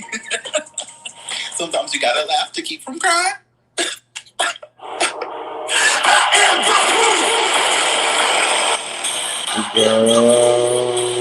Girl, what is it? Is it a show? Girl, Is he releasing the Peach? honey, let me tell you something. This is why you don't play with someone who is well known in this space to serve truth and justice as it relates to their production quality. The way this man has set this tell all up like a documentary is crazy work. Bitch. Crazy work. I just subscribed because I need. I don't know. I couldn't tell if it's gonna be a movie or an episode. Girl, that's Justin Diego. That's why the girls can't take him. Like his platform is on a whole other. When he was reviewing Housewives, I still think he does, but like his elevation, like his platform, no one comes close to the comparison. Like no one. His editing skills, is it like how he is that what it is, or what do you mean? Like, because he edits his videos in a way that, I mean, it's like it flows seamlessly, like the popping, the sound effects and all that. Like it just gives, like he knows what he's doing. Like he definitely knows what he's doing. That's probably why they had a back and forth, because the arrangement of it was that. Well, you know, I remember hearing. Well, I was around whenever that call out happened, girl. I heard some things, girl, but I have to talk to you about them back then. I'm interested to figure out what's the tea, because he's telling it all. And you know what? It falls in line with a lot of the stuff that we've all been saying. Well, me and other people have been saying about this man for a very long time. So I'm interested to see the tea. Oh, I forgot to see what time it comes out. Yeah. Hold on. I don't think it said a time. No, it didn't. It's well, usually premieres are. Yeah, okay. Hold on, let me turn this down because I don't want to play that again. Just ketchup cheese only. Okay, cool. Let me see. Oh, 7 p.m. Okay. It airs tomorrow at 7 p.m. Oh, girl. Is it an hour special, 2 hour special? That production alone is going to have, because the way he set it up, girl, that's documentary vibes. And he has footage from his time filming with them. Right. So I'm here for it. I want to see what he has to say. And he thinks he's smart. Oh, I didn't know when I was going to put this out. Girl, you put this out literally the week of their premiere party. Right, bitch. Like, girl. He's gonna release the peaches. Girl, hella god, or he's gonna smash the peaches. Honey, getting these girls together, bitch. Girl, this is gonna be interesting. But I know he wasn't. I know he wasn't a part of production for long. I know it wasn't long because around the time that they was coming down here to film when we were filming the Chasing Dallas reunion, he had already been let go. But I was under the impression that he was let go, that he didn't quit. I heard that he quit. I would believe that he quit versus being let go because let's tell the truth. Like the way in which I see Chasing Atlantis season 7 trailer is very Justin Diego. Like it's high level aesthetic. It's giving glam. It's giving detail. It's giving everything that aligns with who he is. Yeah, but I don't think he was able. I don't think he was a part of none of that because, like I said, he got let go whenever the whole. I know the split happened around the time the reunion was. All that stuff was just made, and Dario just made all that. Well, I mean the footage from the trailer though. Okay. So he could have been involved in the beginning workings because in this little documentary style tell all, he has footage.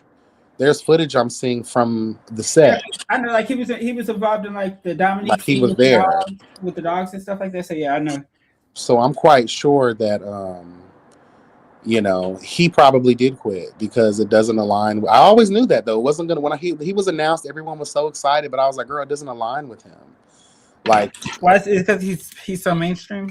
He's so mainstream, and the way he's gonna go about doing this is not gonna be. And I hate to be like this, but he ain't with all the faggotry, all the bullshit that these girls be having in these spaces, girl. Like, he's not with all the extra.com. It's like he's gonna get to the point. He's gonna get to the T. If it doesn't make sense for him, he's not gonna do it.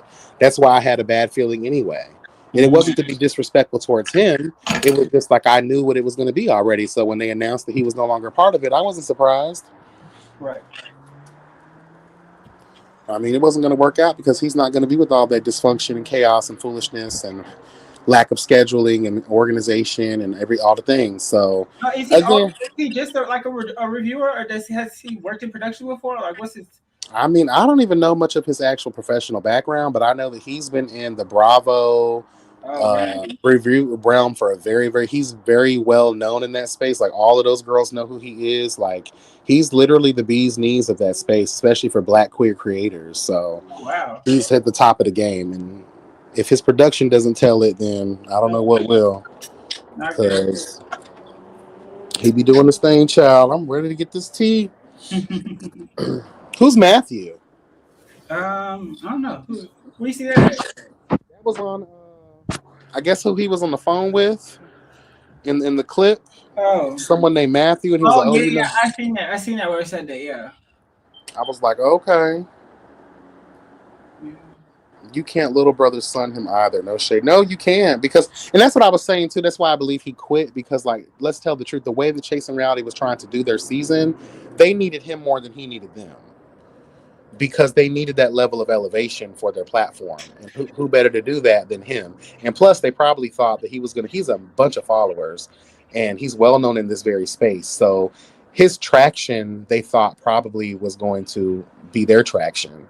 So when situations like that happen, don't typically like production companies like release like a statement saying that X, Y, and Z, this person is no longer a part of the franchise or whatever? Or I mean, this is Chasing Reality, girl. I don't expect that level of transparency, honesty, and professionalism, to be honest with you. Homeboy's mother is the HR director, girl. That's a conflict of interest on its own. I don't trust nothing that comes out of them, to be honest with you. They said creative differences, but we know that means a struggle for final say. Exactly. You can't call him the EP.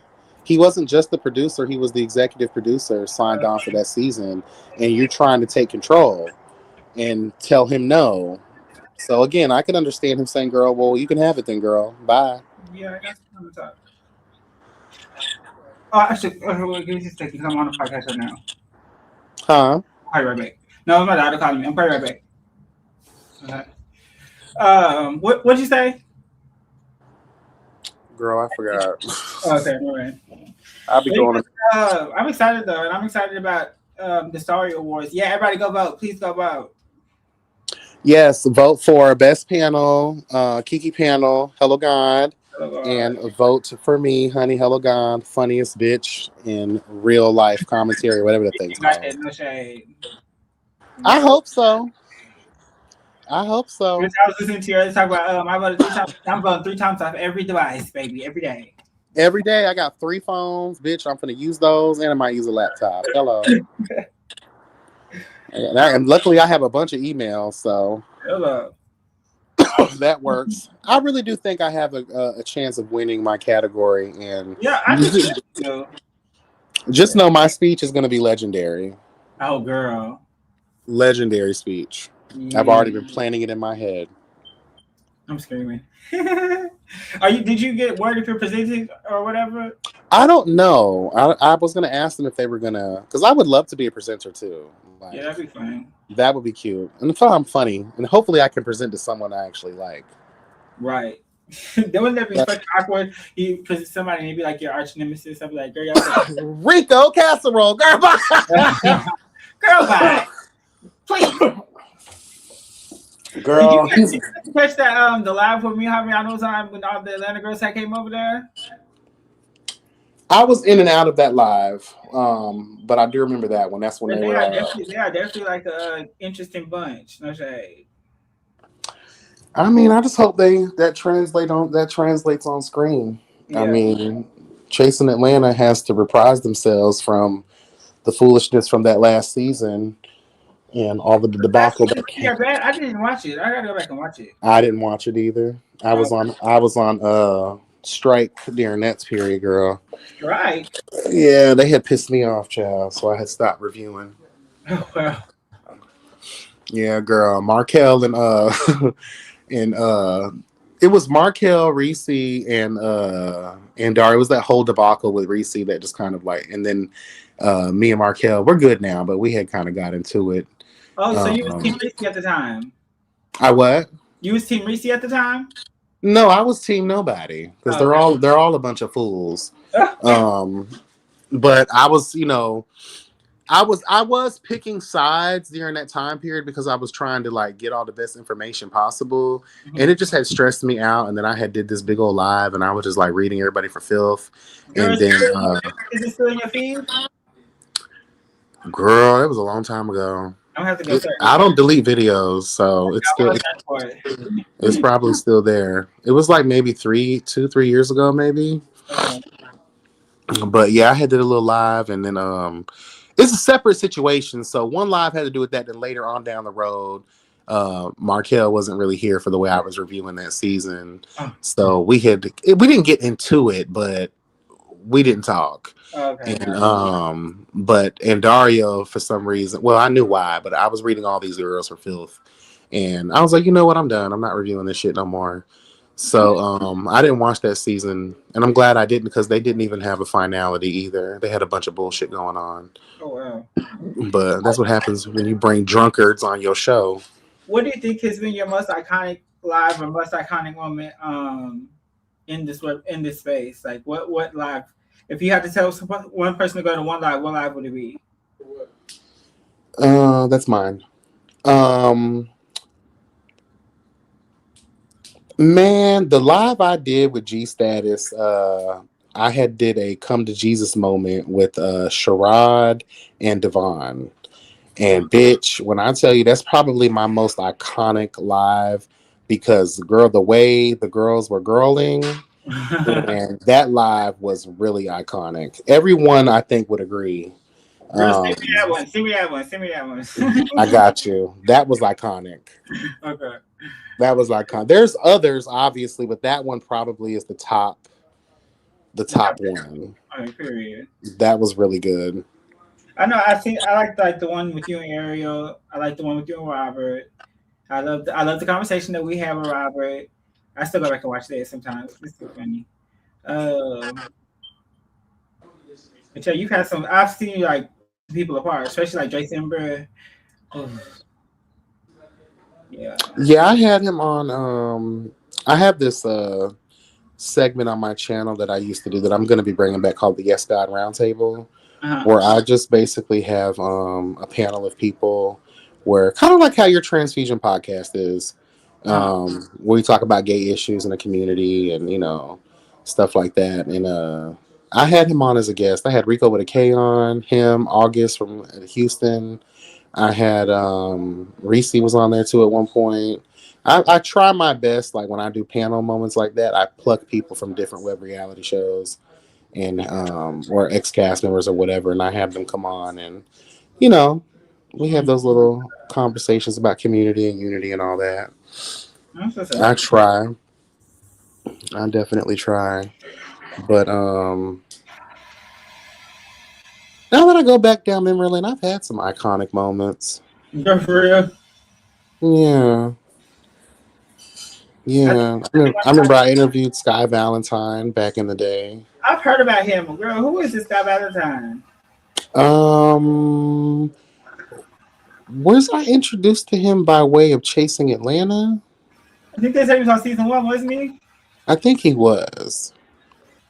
He don't play, child. Sky Valentine. I know him and Barry ain't friends, or what. I don't even care about all that because I fuck with Sky. So, whatever he got going on with other people ain't my business. But yeah, Sky, he a real one, child. Like I've always liked him and admired him. He will read you for filth. He's very old school spirit and nip you in the bud type of shit. And I've always liked his character, and I've always liked the way he, handles his life and his business. So that was a good interview. I really enjoyed interviewing Carrie D and Lyndon James. Carrie D? Yeah, that was good. Mm. Yeah, I really enjoyed that. I like Carrie. I know a lot of people think, oh, he's boring. No, Carrie is a time. He is, and he can sing, girl. Like, he is a time. Lyndon James he's so good, cute. Like, I really love him. Mm. The one person that I really still want to interview to this day is Kesey. Oh, I love Kesey. He's such But a chat, I He is- love him down, but he gives me the rigor. He gives me the roundabout all the time when it comes to a damn interview. Really? I don't know what it is. Like, girl, like, come out, speak. This is YB Speaks, girl. Like, you're not gonna get involved in no mess. Like, a little bit of mess, but it's not gonna be that. Like, I really wanted to interview him, and he was supposed to do it a while back. I ain't gonna lie, I got low key mad at him, and just was over it because I was like, girl, whatever. Yeah. But I still do want that interview. And T.S. Kendra. I would love to talk to her. Child, but now she's away from that old sorry ass bitch, Wayne the Pain girl, because I had a lot of issues. He was her manager. Mm-hmm. And every time I would hit up Kendra, she was down for the interview. Hit up Wayne, and he knows my schedule better than everyone. Hit him up. If it wasn't about him, girl, he wasn't trying to hear it. Mm-hmm. Talking about when he's available. Girl, I don't want to interview you. Girl, what? I want to interview her. Right. So that happened a couple times throughout life. I was over it. I eventually hit her up and said, girl, I'm over it, girl. And apparently, I guess she didn't even know that me and him were corresponding on her behalf. Mm-hmm. He never told her. Oh, wow. So there was a little big misunderstanding there, but I was still over it. But I think she has an interesting story to tell, and I don't think anybody's been able to capture that moment with her. Yeah. And I think my Barbara Walters kind of, feel will really help that along. But, Yeah, I've seen you do some pretty deep dive interviews before. Like you one of the goats, no shade. I try, because we don't have that here. Like I know other people do their way when it comes to interviewing, and that's great. Not everybody has the ambition to be Barbara Walters. Everybody wants to be Wendy Williams, and that's great. But I just feel like you can be all of those people wrapped up into one. And I think the more that people get a more in-depth look on who you are as a person, it answers why you are the way you are. And I think that gives people a more clear look into you more than the surface level cast member that we see on the show. Yeah. And most of those interviews have done really well for people. Even with Robert, like, he started crying in the interview, girl. And you will cry in a YB interview because I do touch on some very sensitive things. But I think that drew a lot of support his way.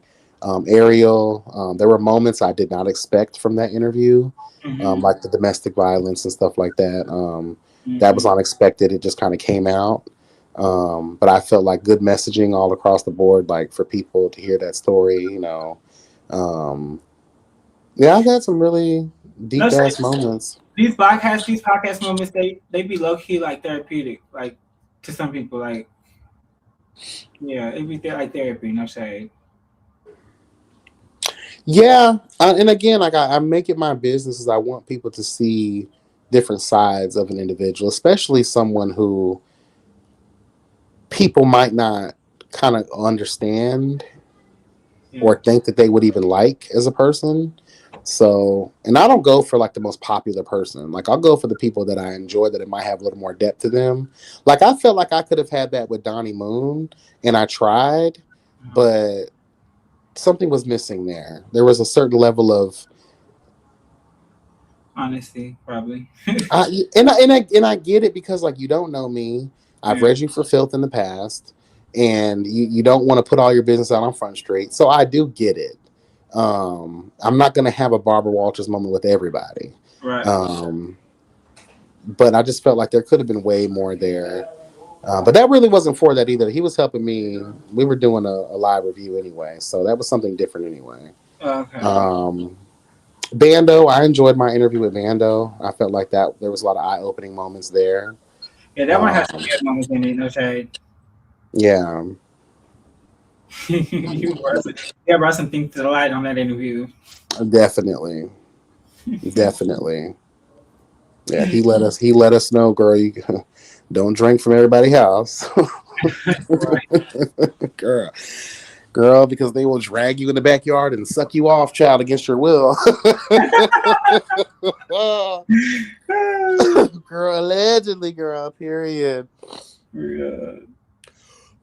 But there are some more people that I would definitely enjoy. I have a list. I hope you know that you are also on that list. I wasn't gonna say anything, but yeah, you're on that list. A couple other people are on that list too. Yeah, no, I definitely be down. I think that what I hate about this web reality stuff is that when we get on these shows, and this is speaking from somebody who's been on the show, like they judge us, well, they're not able to capture our story, not in its entirety. I feel like, and so people just get to learn bits and pieces of individuals, and then it doesn't happen in like the. To me, it don't be happening in like the order that it should. Like y'all be getting bits here, bits there, and it'd be like it's sometimes those people's story out of whack. It makes you feel like it's not making sense, like because they're not capturing like its entirety, if that makes sense. Like if there's a scene about me stealing a car or whatever the case may be, they're they're giving you bits and pieces of what was said, but not giving you like the full story. So it makes it look like there's holes in your story. You get what I'm saying? No, I get it, and I don't want to just. I feel like I don't want to flat out just blame production through and through for that, but I do live for those moments because that gives us a job. yeah, So when we reach out for interviews, and that's why I think interviews are important, and that way people with keen observation skills can, oh, okay, we're missing this, so let's have a conversation, let's invite these people over, yeah, and they can expound more, because again, it's a show, so we can't get into the nook and cranny of every situation because it's an ensemble cast, and right. we'll be here forever trying to detail everyone's life experiences and stuff. But I do feel like there is an issue when it comes to production. If we have these moments, we have to prioritize the moment. I'm sorry, I would rather get to know more of Chloe than this alleged car theft that technically had nothing to do with you. Right. You know what I'm saying? Like I would, or that conversation, and this ain't no shade to Markel. This just is what it is. I've talked about this before. Like I don't care about that conversation with you and Kelly. I would have liked to see more of the t-shirt situation, like give us, like, I want to prior, even with Chasing Orlando, like how do we get into the whole Rashida thing, but we can't expound more on that, whether that's a cast unwillingness or a production not having the creativity to expound on it more. Like, yeah, like, so, but again, that's what interviews are for. I still would like to talk to Rashida, to be honest. I think there's a lot to dive into there, but she obviously ain't ready, child. So. What was so weird to me about Rashida was that prior to the show even airing, prior to the show even coming out, when we just knew that she was on the show, the very first time me and Harvey got on live with her was on an Instagram live, and she was very forthcoming. Like she was giving us the tea, she was giving us the rundown. You know, she was being very vocal, and I actually thought she was going to be more vocal and more present than Marlo was, because that's just how she presented herself that very first time. And then we got to the first live, and she was in the comments, and she came up and she just didn't say nothing. And I was just like, girl, this is totally different person than what we just met a couple days ago. It gagged the fuck out of me. And then she just wasn't there. She wasn't present. But I can understand with what was going on why you would not be present, or why you might separate yourself from the group and kind of, because it was like she was in, she was out, she was in, she was out. But it seems like multiple people was in and out. Like it seemed like what's the girl that y'all be like? Did y'all like Remini? Remini was in and out for majority of the season. So I mean, it seems like a trend over there. Yeah, I just don't think that it's there's again, like we talk about incentive for cast. Like it's hold on one second, I'm sorry.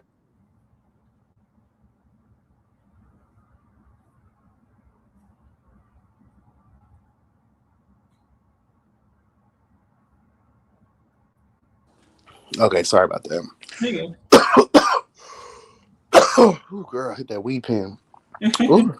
But again, we have to have an incentive for cast, and cast also need to feel like they can trust you as a producer to even be trusted with their stories. Mm-hmm. And I think it's about cultivating those relationships with them by also showing them proof of what you plan for them. And I think a lot of producers need to think ahead too. Not just chasing, but everybody needs to start thinking like, okay, you get these people, you're telling their stories, you need to be doing better with it and providing trust and comfort for these people to want to be able to open up or to even go down these roads. If you're not doing that, and if you can't show them an example of what you can do for them in that regard, why would they want to go further with it? Rem and I already knew y'all just wanted to focus on her beating the hell out of Christopher Columbus. Right.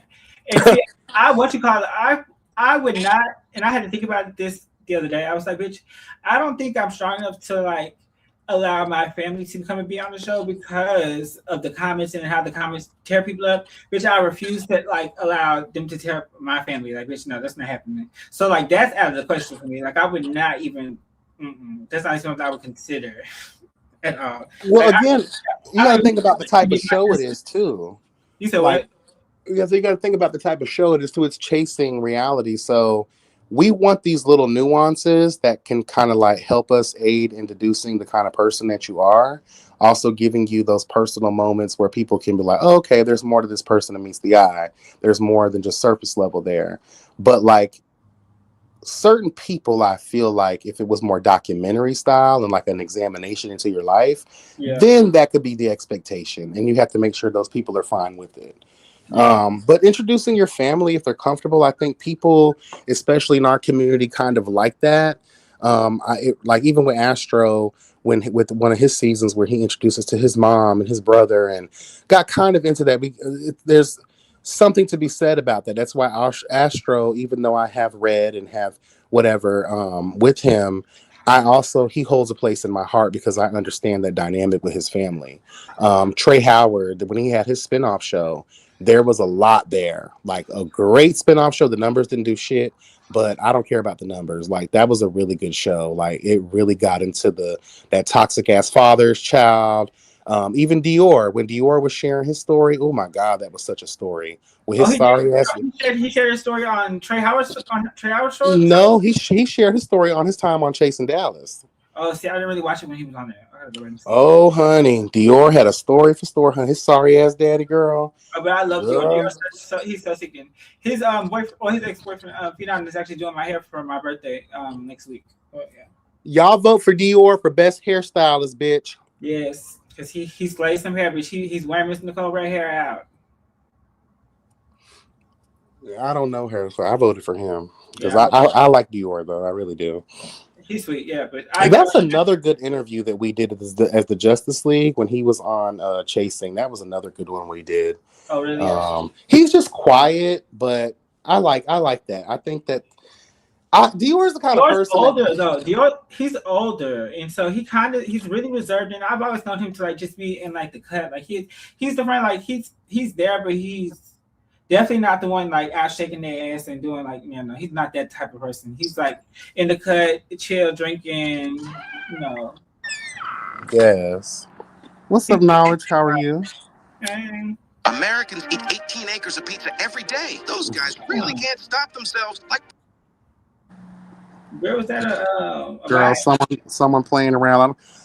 Note to bitches who want to click the link. Weird shit will not be tolerated. You will be blocked and deleted and removed from this experience. Period. Jesus Christ. I never even saw that person before. I just, out of goodwill, trying to give people an opportunity. But goodbye. Period. So tomorrow, I can't wait. I got what's today? Monday? Oh no, it's have to be Monday. Oh girl, I got a ball in 2 weeks. Oh, I'm excited. Amen. Yeah, and then my birthday's coming up. My birthday's February 3rd. Oh, that's my aunt's birthday. It's whose birthday? That's my aunt's birthday. Oh really? Oh, she's a good person. Aquarius. Yeah. She all right. She all right, honey. Actually, now I understand her. She's a talking ass bitch.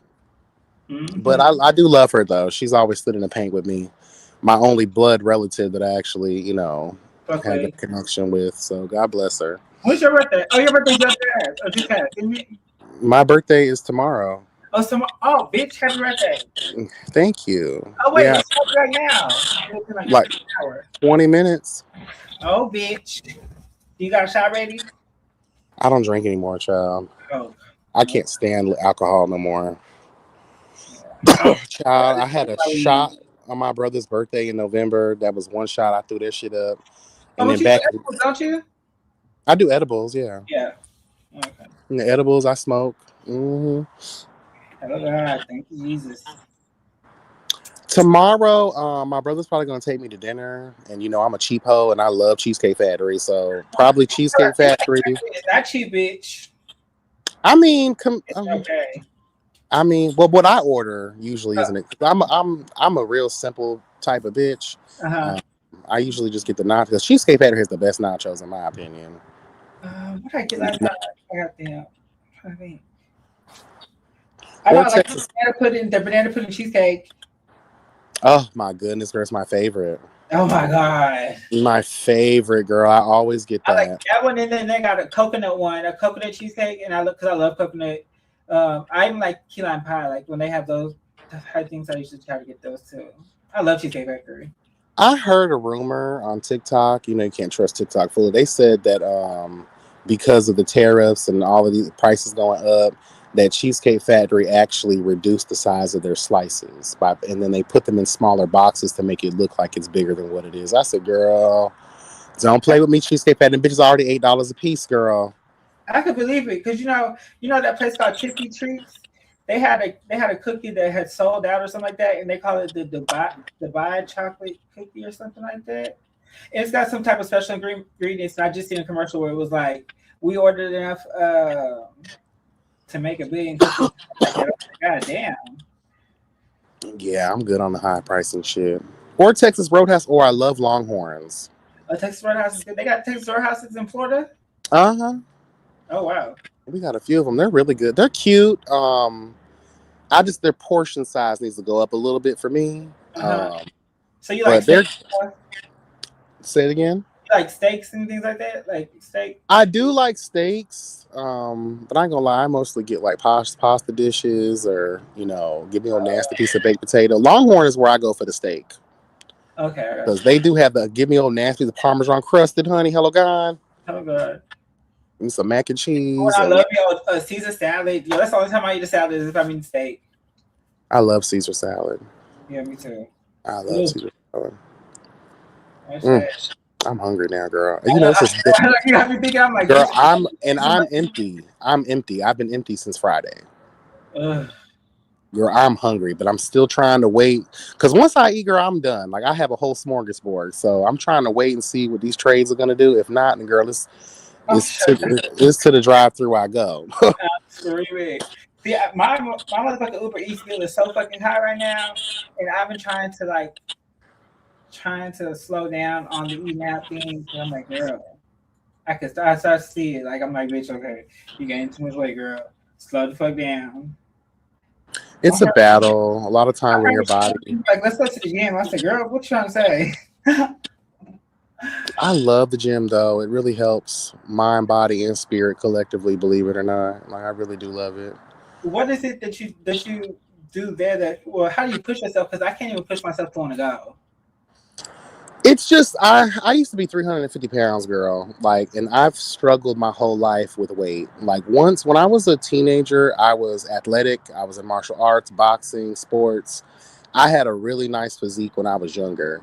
When I got diagnosed with bipolar and depression disorder, these bitches put me on medication that blew me up completely. It made me lose interest in life. I got fat. I was eating all the time, girl. I was a hot mess. And it just took me down and made me a sluggish whore. And then I got a little older and I just kept like, okay, I have to get myself out of this. So I stopped taking the medication. I started smoking weed to balance out the effects of bipolar and depression. That helped a lot more. And I had to start working. It's been an uphill battle. Like I lost all that weight. I got all the way down to like 205 and gained it all back not long after that. Lost all that weight again, gained some of it back. So now I'm in a you're like my weight fluctuates. It goes in and out. Like it's horrible. I hate it. Unfortunately for me, it's based on emotional and like what my life is looking like. Because if I'm depressed or I'm this, now I'm learning because of my consistency in the gym and working out. Like now I'm better at it because when I'm depressed, I go to the gym. When I'm sad, I go to the gym. When I'm happy, I go to the gym. So no matter what I'm feeling, I go because once your body and your mind has developed that level of consistency, you now rely on that.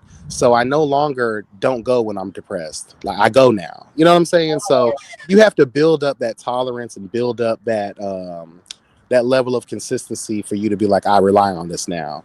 Because now that before it was going just for weight loss. I wanted to lose weight. Now I go for my mental health, my physical health, my health.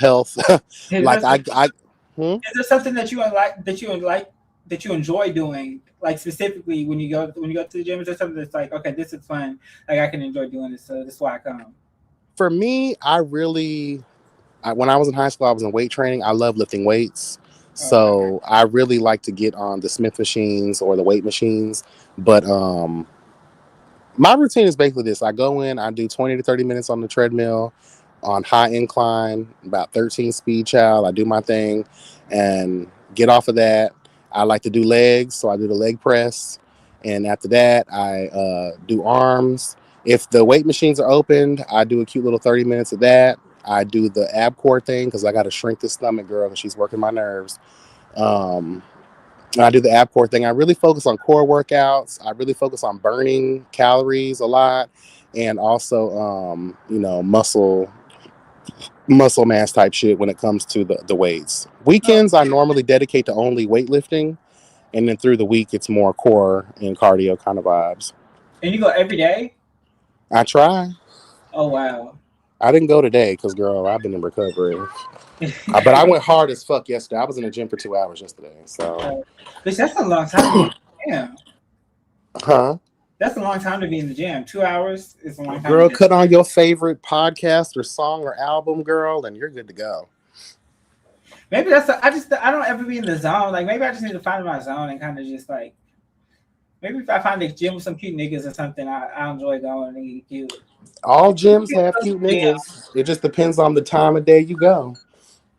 Oh, for real? Mm-hmm.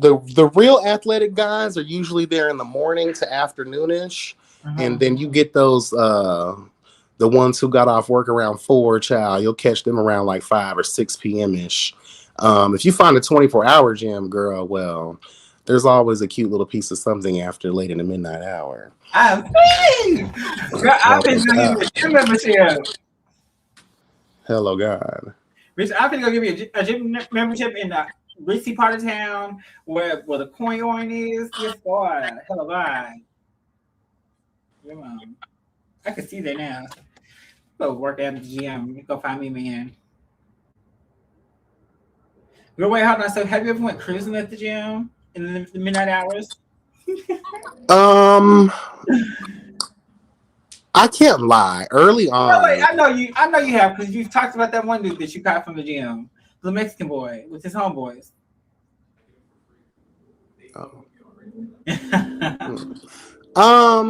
I it's not my intention to do that, but if I see it in the atmosphere, okay, I'm not gonna lie. This one time, when I was off from work, because I work at night, so I don't ever get a chance to because Planet Fitness is only 24 hours Monday through Thursday. Okay. So one time I was off and child, I fleeted. I did everything at home. Like I had this whole plan. Girl even brought my poppers and everything, girl, because I've been hearing these stories about these queens who will post up in the gym showers. Yeah. And then like they'll get online and like advertise themselves or whatever. So I was like, you know what, that might be kind of cute. But then when I was thinking about doing that, a story came out about them doing a sting at the Planet Fitnesses because people were doing that bullshit in the showers. And I was like, girl, it would be my luck. I would try that and now my ass is arrested. Girl, bye. So I was kind of scared to do it. I was like, nah, I'm good, girl. It's not that serious, girl. There's thrills to it and I can get why people like cruising because, I get it, but like it's not worth going to jail over. I'm sorry. It's like, not. I've never been to a gym and did it, but I went to like the park, the Riverside Park. It's like a trail, bitch, at nighttime and it's pitch black dark. And girl, when I tell you they just be out there fucking like cats and dogs, girl, in the woods, and it'd be like. Now I remember when I lived in Atlanta, they were always advertising. Piedmont Park was big for that. I think it still is. Oh wow. Yes, girl. MLK weekend. Get on your dirty Twitter after this week. I guarantee you, after every MLK weekend, there's a bunch of queens who have posted their videos because it goes down in Atlanta, bitch. Them girls are on a whole other level over there, girl. Oh wow. A whole other level. Like that's when the greatest content comes out. I'm like, girl, they be having group play in broad daylight in public places. I'm like, girl, y'all are crazy as hell. Because I don't think people realize if the courts really wanted to, if you get caught having sex in a public place, you do know that they can put you on the predator list. Oh wow, not another. Yeah, a sex offender list. Sorry. Oh wow. Yeah, girl, when I was a teenager, I had a dentist appointment and I really had to pee. And the group home that I lived at, one of the directors like, hey, just go around the corner and pee. So I was like, all right, cool. So I went around the corner and pissed. A fucking police officer walks right by me. I'm like 16 years old at the time. He's like, you do know, what if someone's grandmother walked by? I was like, grandmother walking by in this little dusty alley. But anyway, he was like, yeah, I could arrest you. And on top of that, put you on a sex offender list. So that kind of always stuck with me. That's why I've never really been a public ass bitch like that because I'm like, girl, I get the thrill and I have done things in my life, but that's never my go-to. I can't. Yeah. I can't. Because I will not be. And plus, too, like in my area, I don't know, like they probably have this in every city. They have like these little T pages where they'll cite who's been arrested and for what. Yeah. Girl, and I work with kids. Oh, yeah. So if I get caught, I have to do an FBI background check every 5 years. I have to report if I even get a speeding ticket in my car sometimes. Like, I can't be caught up in no foolishness like that because, girl, I'll lose my fucking job and you'll be on that list, girl, and I will never be able to work in this industry again. I'm not me. And they'll plaster me all around my hometown. And then some raggedy bitch that doesn't like me in the web series space is going to get me together? No, ma'am. No, ma'am. Even some of the girls on Twitter in Atlanta been caught. They'll be recording themselves and police will walk up on them when they're in these stairwells and these fucking parking garages and shit. Girl, I'm good. You ain't gonna catch me. There is no piece of dick or puss that's that damn good to be risking my freedom or the embarrassment of being plastered online for everybody to see. And two, I need people to realize Trade might run. Trade don't give a fuck about you. Is who here? Oh, they're in the drawer. Yeah, honey. Trey don't care about you, honey. Remember that scene from huh? You talking about Trey might run from the police? Girl, and leave you there picking up your Yeah. pants. Leave you there picking up your pants, looking crazy as hell, with a half gaped hole. No, ma'am. No, Trey get holy be gay, girl. Hallelujah. You remember that scene in Noah's Ark jumping the broom when Ricky was out there in the park playing? I ain't never seen it. Oh, Chloe. What? You've never watched Noah's Ark? No. How are you part of the community, girl? You've never watched Noah's Ark? Girl, I don't know. Girl, fill me in. Yeah, you gotta watch Noah's Ark. Okay,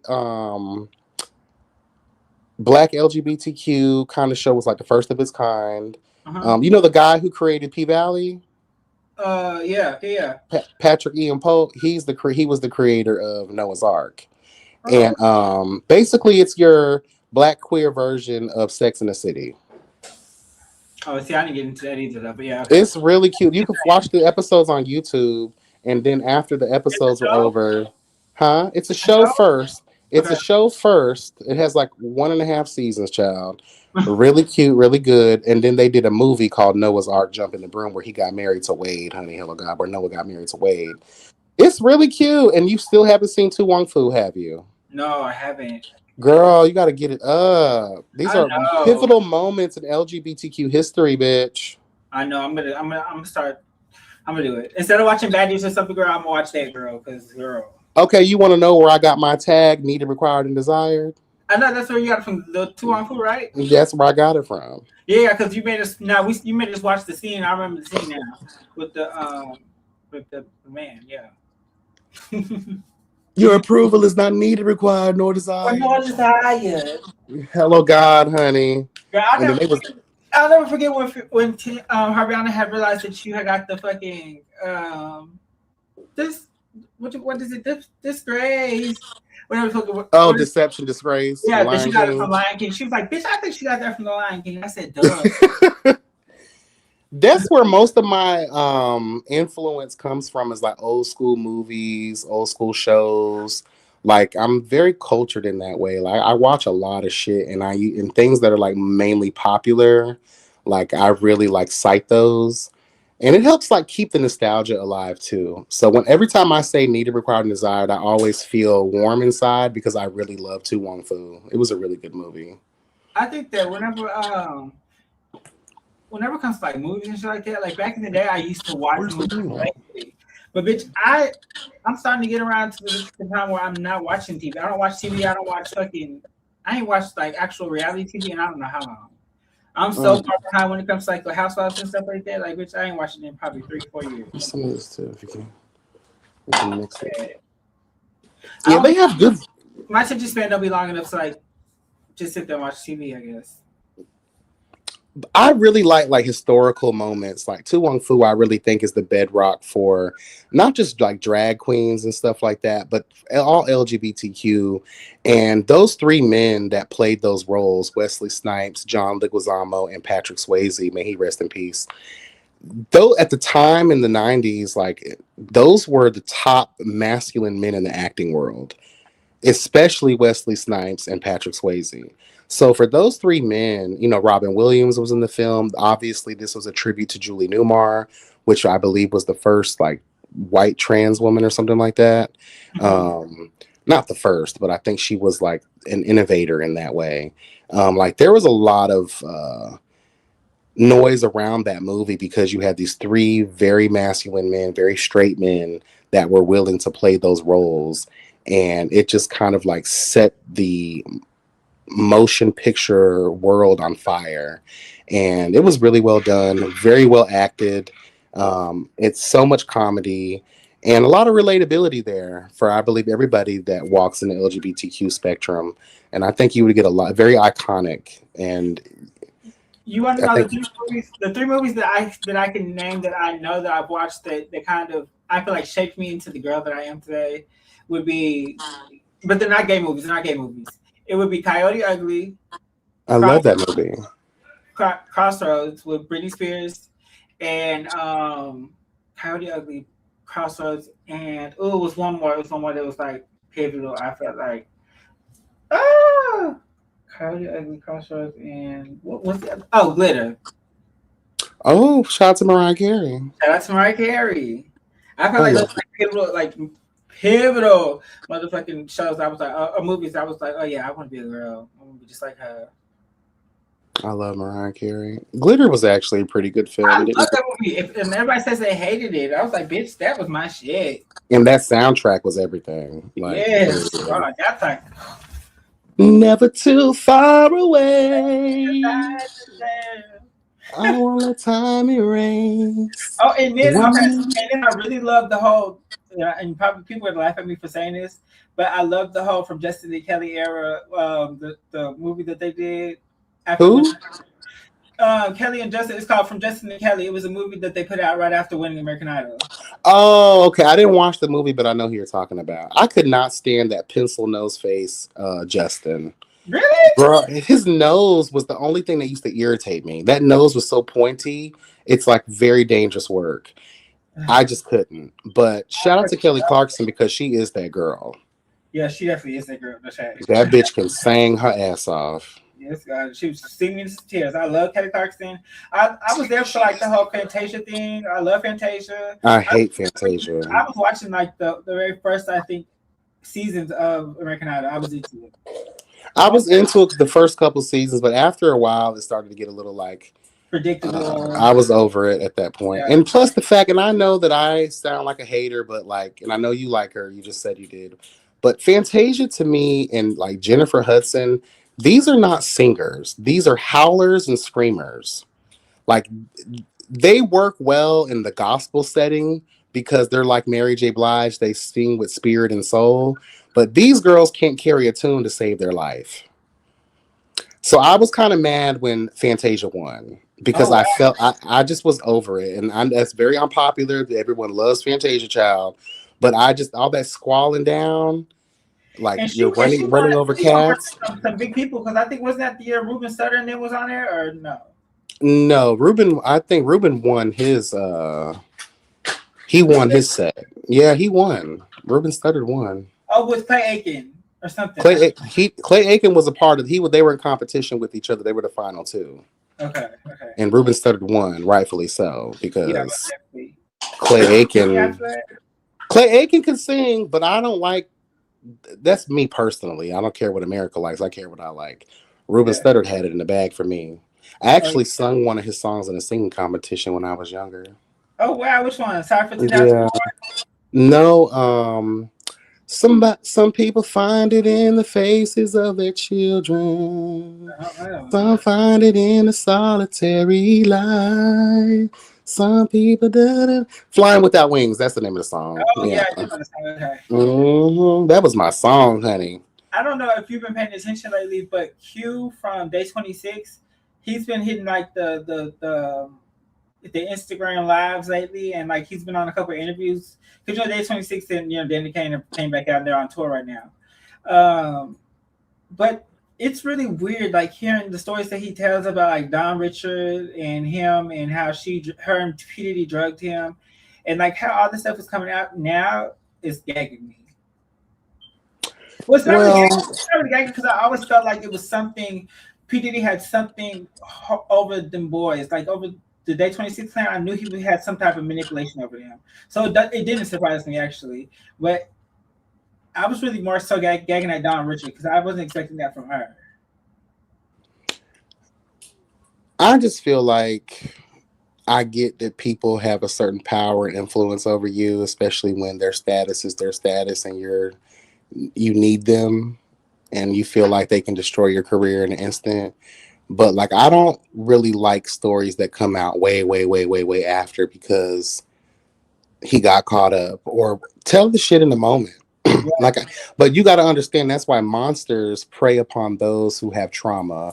They prey upon those who are economically challenged. They prey upon those I don't know right now. They prey upon those who don't have the wherewithal or the strength to stand up for themselves. So I get it that they were singled out for those reasons, but like all these years later, girl, I don't really.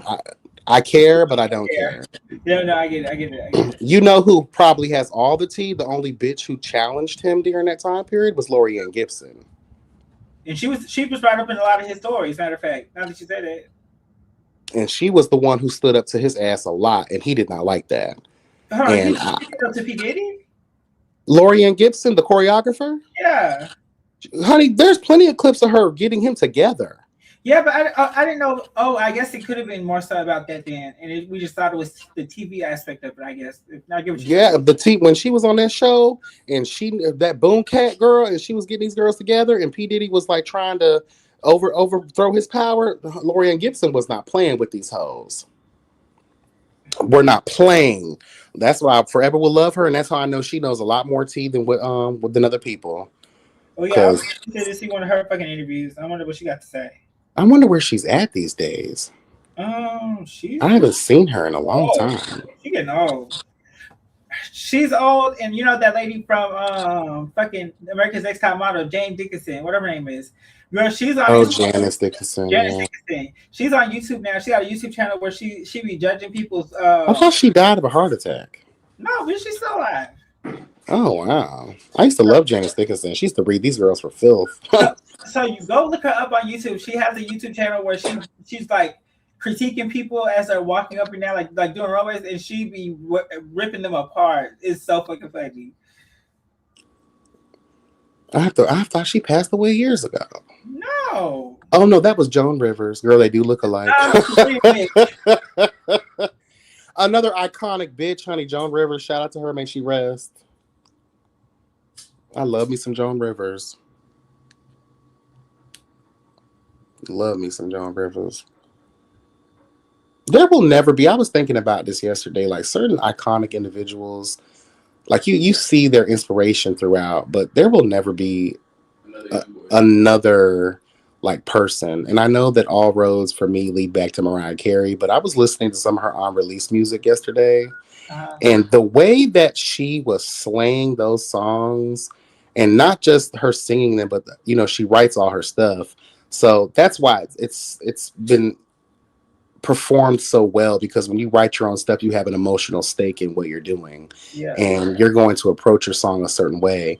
And I remember people used to always say Mariah Carey sings these songs so no one else can duplicate her. And I said to myself, I said, Self, the reason why she does that is not because of that alone, but because when you write your stuff, you're more emotionally invested in how you want it to sound. So of course you're going to do the absolute most to make sure that when people hear this, they know it's you and only you. And just the way that people love to, like, I know people love their Whitney Houston, and I love Whitney too. She's number 2 for me of all vocalists of all time. But like the reason Mariah Carey always gets her things for me is even at her prime, the things that she was able to do vocally, no one in this life or the next will ever be able to come close to what she was able to do. Like she has this song called what was I listening to yesterday? Hold on, I got it. It's a song on her Rarities album, which is just a collection. That's her new album? No, the Rarities album. It was just a collection. It came out years ago. It's just a collection of songs that most of the songs that were done live on her performances. And she also has hold on a second, bro. She has hold on, I don't wanna. Girl, I love me some Mariah Carey, but I can't be honest, girl. She's one person that I would not probably go see in concert. It's called Out Here on My Own. And vocally, like the way that she just handled that song and gave you gospel, jazz, R&B, classic, opera style, like no one will ever be able to compare when it comes to her vocal agility, her ability, and capability. Like it just reignited that for me. And she has several songs that do that. But certain ones where she's just really going there, and not just for notes, but feeling in those notes. People be thinking, oh, she just be doing all this note. There's a feeling in her notes that I think people miss because they don't understand that level of emotion when it comes to the fact that she wrote her shit from personal experiences and she's able to vocally tell that story. And it's just, there will never be another. And top vocalist of all time, dead or alive, future, past, present, it don't matter, bitch. Mm-hmm. Like, she's that girl. And someone posted something on TikTok about Whitney Houston's grave. Mm-hmm. And apparently, like, people were upset that Whitney Houston was not in like a mausoleum, or she's not in some grand, you know, funeral or what, graveyard or whatever. And I was telling people in the comments, I said, you do know when she passed away, she only left Bobby Christina like $2 million. Like, what was she gonna do with that? Whitney, and then Bobby Christina squandered that money on drugs and niggas and died herself. Right. So the estate there really wasn't much for Cissy Houston to command. And that goes to the fact that Whitney Houston did not write her music. She did not own her masters, none of that stuff. So yeah, she was this big thing, but in the end, you had nothing. And I be trying to tell people that's why I will always go up for Mariah Carey, because she's a step above all of these girls, past, present, and future, because she owns all her shit. Yeah. Period. Like, Whitney's great, but she didn't handle the business. She was too busy snorting coke off Bobby's dick and too busy not checking the deed. Too busy being the voice and not the owner of the voice, period. I'm screaming. Love Whitney down, but it's the truth. Yeah.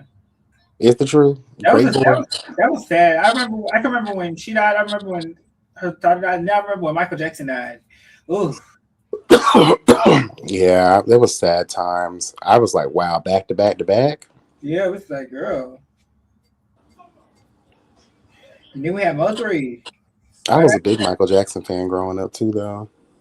You was or you wasn't? I was, honey. That man right there not only did he not play the radio, that man was probably, to this day, in my opinion, probably one of the best performers of all time. Like, that man, Michael, and not just the best performer, but one of the most smartest geniuses in the industry that nobody ever wanted to try to give him his things for.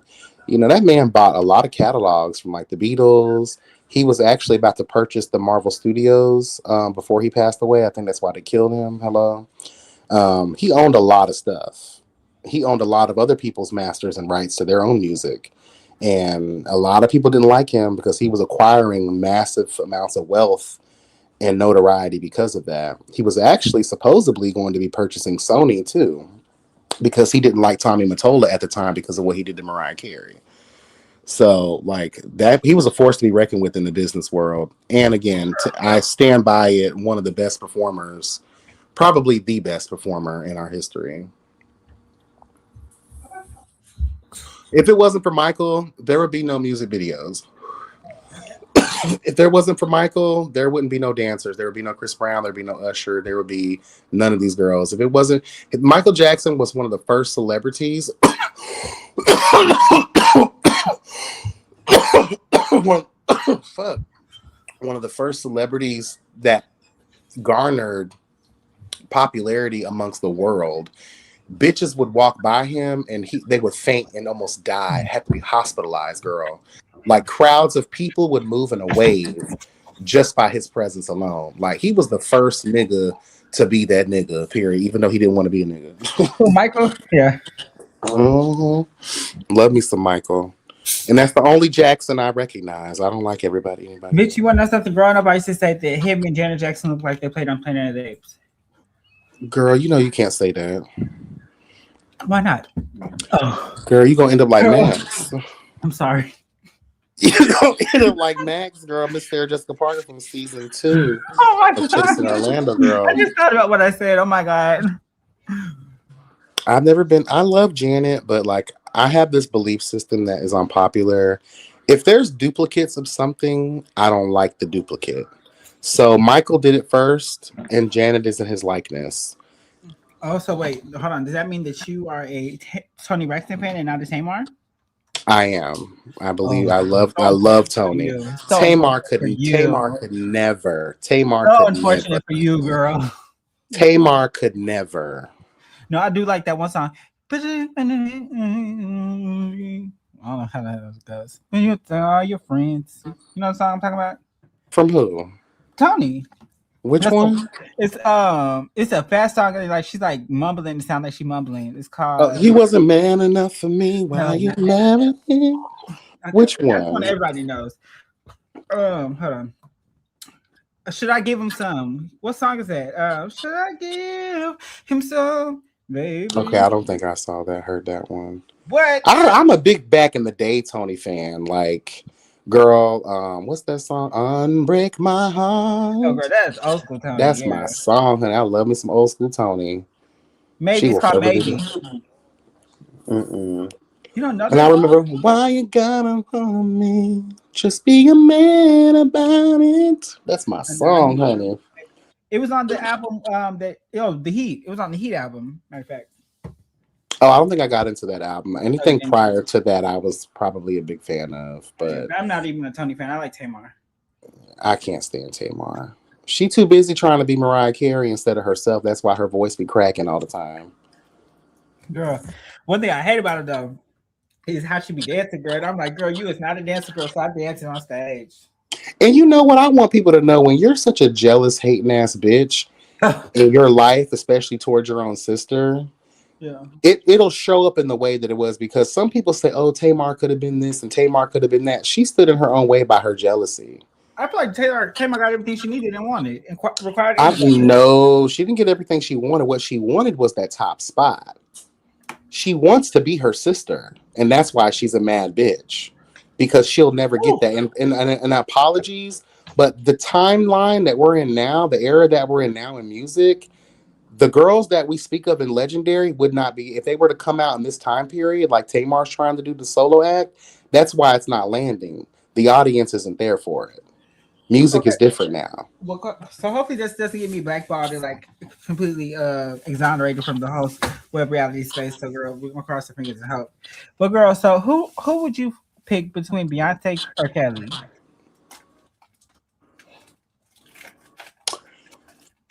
I think Beyonce is cool, but Kelly has a lot to offer if given the opportunity. But look, what are we talking about? Looks, career, music. What are we talking about? Oh, I think because Kelly physically is that bitch. Did you all see her on that tour with Brandy and Monica? Bitch? Oh, bitch, that's what I'm asking, because she's eating. Girl, you couldn't tell me that girl. How old is she, child? You couldn't even tell me how old 40, she was. 45. Girl, please, that bitch looks fine as fuck. I said, all right, girl, that stomach, bitch. She been on that ab roller. If she was given, if she had the backing that Beyonce had, I feel like she would have went a lot further. I feel like, because I can tell that they train together. I can tell that they do a lot of things that are similar, because they're sisters. Like, they grew up together. But I feel like if she would have been pushed like Beyonce was pushed, she would have been a lot further in her career, probably. I could say. Well, I mean, I like Destiny. I've never liked them individually. I've always been a Destiny's Child fan. Me too.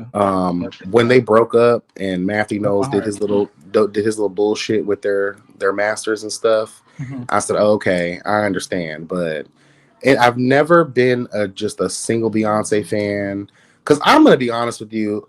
People hate me for this, but like, I don't see it for Beyonce on that level. I don't think she can sing. I do think she's a great performer, but when they try to compare her to like the likes of Michael Jackson and stuff, I'm like, no, girl, sorry, there's no comparison. I just never thought she was a good vocalist, and for me, especially for women in the industry, I go for vocals over anything, and I just don't think that she can sing. Oh wow, that's a broad statement, girl. I just don't think she can sing. Girl, you gonna say that on Beyonce internet like that, girl? This is Mariah Carey. Yeah, exactly. Hello, welcome to the life. Period. I'm screaming. Yes, God, honey. No, I do. I think that she is a good solo artist. I think that she has her moments. She has her moments. Like, I can't listen to a whole Beyonce album all the way through and just be like, okay, yeah, she just killed it. It gets played out a little bit to me, so I don't know. But I love Kelly Rowland. I do love everything that she brings. That's why I asked her, because I think that this whole tour, like the whole Brandy Monica tour was sickening, bitch. Like, it was just, whew. I'm one of those people too that I don't, and this is unpopular too. Like I do love nostalgia, but I just think for Monica and Brandy, it's been done. It's been over. Like I was not excited for the tour. I just felt like Brandy has had way too much going on personally and musically that I have not been here for, which is why these girls are singing those old ass songs. Well, of course. Because even with Monica, great vocalist, but girl, like I loved y'all back in the day, and if we can't duplicate that to bring to the people, I'm never gonna be here for it. So wait, were you a Brandy or a Monica fan? Or I like them. I like them both, but when it came down to it, I was more of a Brandy fan. Yeah, me too. She was more my yeah. Yeah, I really lived for her, and her career just did way more, just even outside of music. So yeah, I was surprised to see like at the beginning how Brandy had fell off of the tour and stuff like that. Like it really got me. I was like, girl, I hope she gets it together, but she finally did get it together. Because bitch, it was not looking pretty. And I was just thinking to myself, girl, this is all Monica needs is just to say, oh, bitch, it really was my tour. Girl. yeah, I wasn't excited for. I don't really get excited for a lot of the older people that come back later, and if they don't really have it like that, or like they're just a drunken mess like Keith Sweat, I don't want to. Or Shaka Khan, girl, you are a drunk mess. I'm even Mary J. Blige, girl, you tired, and you just announced. Danity Kane's new tour is actually kind of cute. I'm gonna be honest with you. I never liked them. I never was. These microwave poppable girls, like all of that stuff. Every time, no, real tea though. Like I don't ever like. Even with P Diddy, I watched the show Making the Band. I thought it was cute for what it was, but every time I never got invested in these girls because I knew that their careers were going to be short lived. When you're messing with P Diddy or some of these other studios, what do they call those labels and stuff, they just jerk you around, girl. I can't trust your longevity. I don't want to be invested in you like that. Oh girl, I was into the Pussycat Dolls. Then they had another group that they made, which I was into all that, girl. Oh, I love them. Yeah, I just couldn't. I used to love Michelle Schellinger or whatever her name is from the Pussycat Dolls. Nicole. Nicole. My bad, Nicole. Yeah. I love her attitude. The girl, she does not play with these girls. She always got me. I always got her confused with, I guess, some actress that looks similar to her. I think there's an actress that looks just like her that I always get her confused with. But I love them. They was fab. And then they had another group that came out after them. It wasn't the Pussycat Dolls. It was something else. What was 3LW? No, not 3LW. It was Girlicious. Oh, I don't even know. Was the group that their group came up with, and it was cute too. You know, one person that should have never even got any kind of things in his life. Who? Fergie. You said she should have never gotten? Girl, like the way people used to gas her up, only for her to tank at that damn national anthem, girl, had me on the floor. I only remember. The only thing I can remember from Fergie was them saying like she was fucking her way to the top, but she was, she was having with the industry people. But I don't even remember her that. Like I don't remember her being a big star. Remember that song? I'm gonna get you drunk up on my lovely lady lumps. Check it out. Yeah, that was cute. That was cute, wasn't it? That was a cute little summer bop. Yeah, she had her little moment. I think she was with the Black Eyed Peas, right? Yeah, that's what they was called, the Black Eyed Peas. Yeah, I mean they was okay. Yeah, I forgot about them, but yeah, that was cute. That was back around one time when Jamie Foxx was out, and another unpopular opinion about Jamie Foxx. I like Jamie Foxx as a singer. You did? I did, but okay. When he had the Jamie Foxx show, remember that show he had with Garcelle? And all that was a really good show. When him and Fancy got married at the end of that season. When he in the show. Remember, he loved her. That's his love. They finally got into the relationship, and then I think at the end of the series they got married. And he ended up singing a song to her, and it was everything. And that was the moment I fell in love with Jamie Foxx's voice. Years later, when he started becoming an actual like R&B singer and putting out music, I was just like, I never felt like the songs that he was singing and selling to people were actually him. That's interesting. I just never, and I'm one of those people that I only become invested in you, especially as a singer, if I feel what you're talking about. And for some reason, when it came to Jamie, his studio albums and stuff like that, his features, everything, He only had one, I think. I think he only had one album. I just could not get involved with him on that level. And even I felt like his vocals were not even all that great. That moment, go back to, you might be able to find a clip of him in the show when he got married to Fancy. Mhm. That vocal and that the way that I felt what he was saying, I loved it. But in comparison to his other work outside of that moment, I just didn't feel him like that, believe it or not. Wow, I'm gagging. Yeah. Even as an actor, I'm not a big Jamie Foxx fan. I'm just gonna be. It just seems forced. He's just one of those people that seem forced on the people, and I've just never been that. The Jamie Foxx show, loved it. That's a 10 out of 10. It's definitely in my top 10 of black sitcoms or whatever. Loved it, but not as a singer, not as a performer either, or an actor. I can't with him. Very interesting. Yeah. I'm trying to think. Did you get into the whole Mariah Carey, the Roof song when she did the remix with Brandy? Yeah, I heard that. Yeah, I live for that. She had the edge. I saw the behind the scenes child when they were doing that stuff, and child Mariah Carey had to educate her on a couple of things. I said, "Girl, what?" Well, she's Mariah Carey. Like, yeah. She has to teach the girls, and she kept trying to get Brandy to repeat a certain note that she was hitting. Because Mariah Carey, well, the reason I love her, she's a visionary. Like when she's creating music, she's envisioning these things as she's creating them. Mm-hmm. And that's why her background tracks are always the T. Like even The Roof, when you listen to Bone Thugs and Harmony breakdown, girl, like those backtrack, I don't even know the term for it, like ad lib or whatever. Like when she does, like when she watch her behind the scenes and how she talks about how she creates music, certain artists and Brandy did not have that. Oh. And that moment exposed that for me, and it made me think about Brandy's music lineup and her catalog. And I was like, yeah, Brandy doesn't really do good when it thinks about envisioning how to create a song and adding those moments. Like people think they don't mean anything, but those little like if someone were to just do that, you'd be like, okay, whatever. But when Mariah Carey does it, it's done with purpose, and there's a little vibe that you get from it. So what did you have? What was your feelings on the Mariah Carey, Ariana Grande? Who was that other girl? Oh, and then like when Mariah Carey did her thing with what's the other girl? Kalani. Were you here for those features or not? Well, obviously she wasn't either because they didn't make the album. Oh, they didn't make the album? She ended up cutting that Jamaican girl off or whatever she was. She ended up cutting someone off the song. Oh, the Synestia, whatever name it is. The album version. The Sugar Sweet. I am not a big fan of the song, but it's a bop. It's cute. I feel like Mariah, if she's going to collaborate, she needs to collaborate with other vocalists.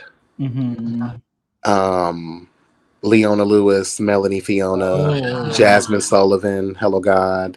Like, give us our daily bread with actual vocalists. I love Kalani, but girl, you're not about to sell out the Royal Albert Hall in Europe, bitch. Okay, like, so what did you think about her thing with Ariana Grande and Jennifer Hudson? I hated it because of Jennifer Hudson. You thought Jennifer Hudson blew her out the water?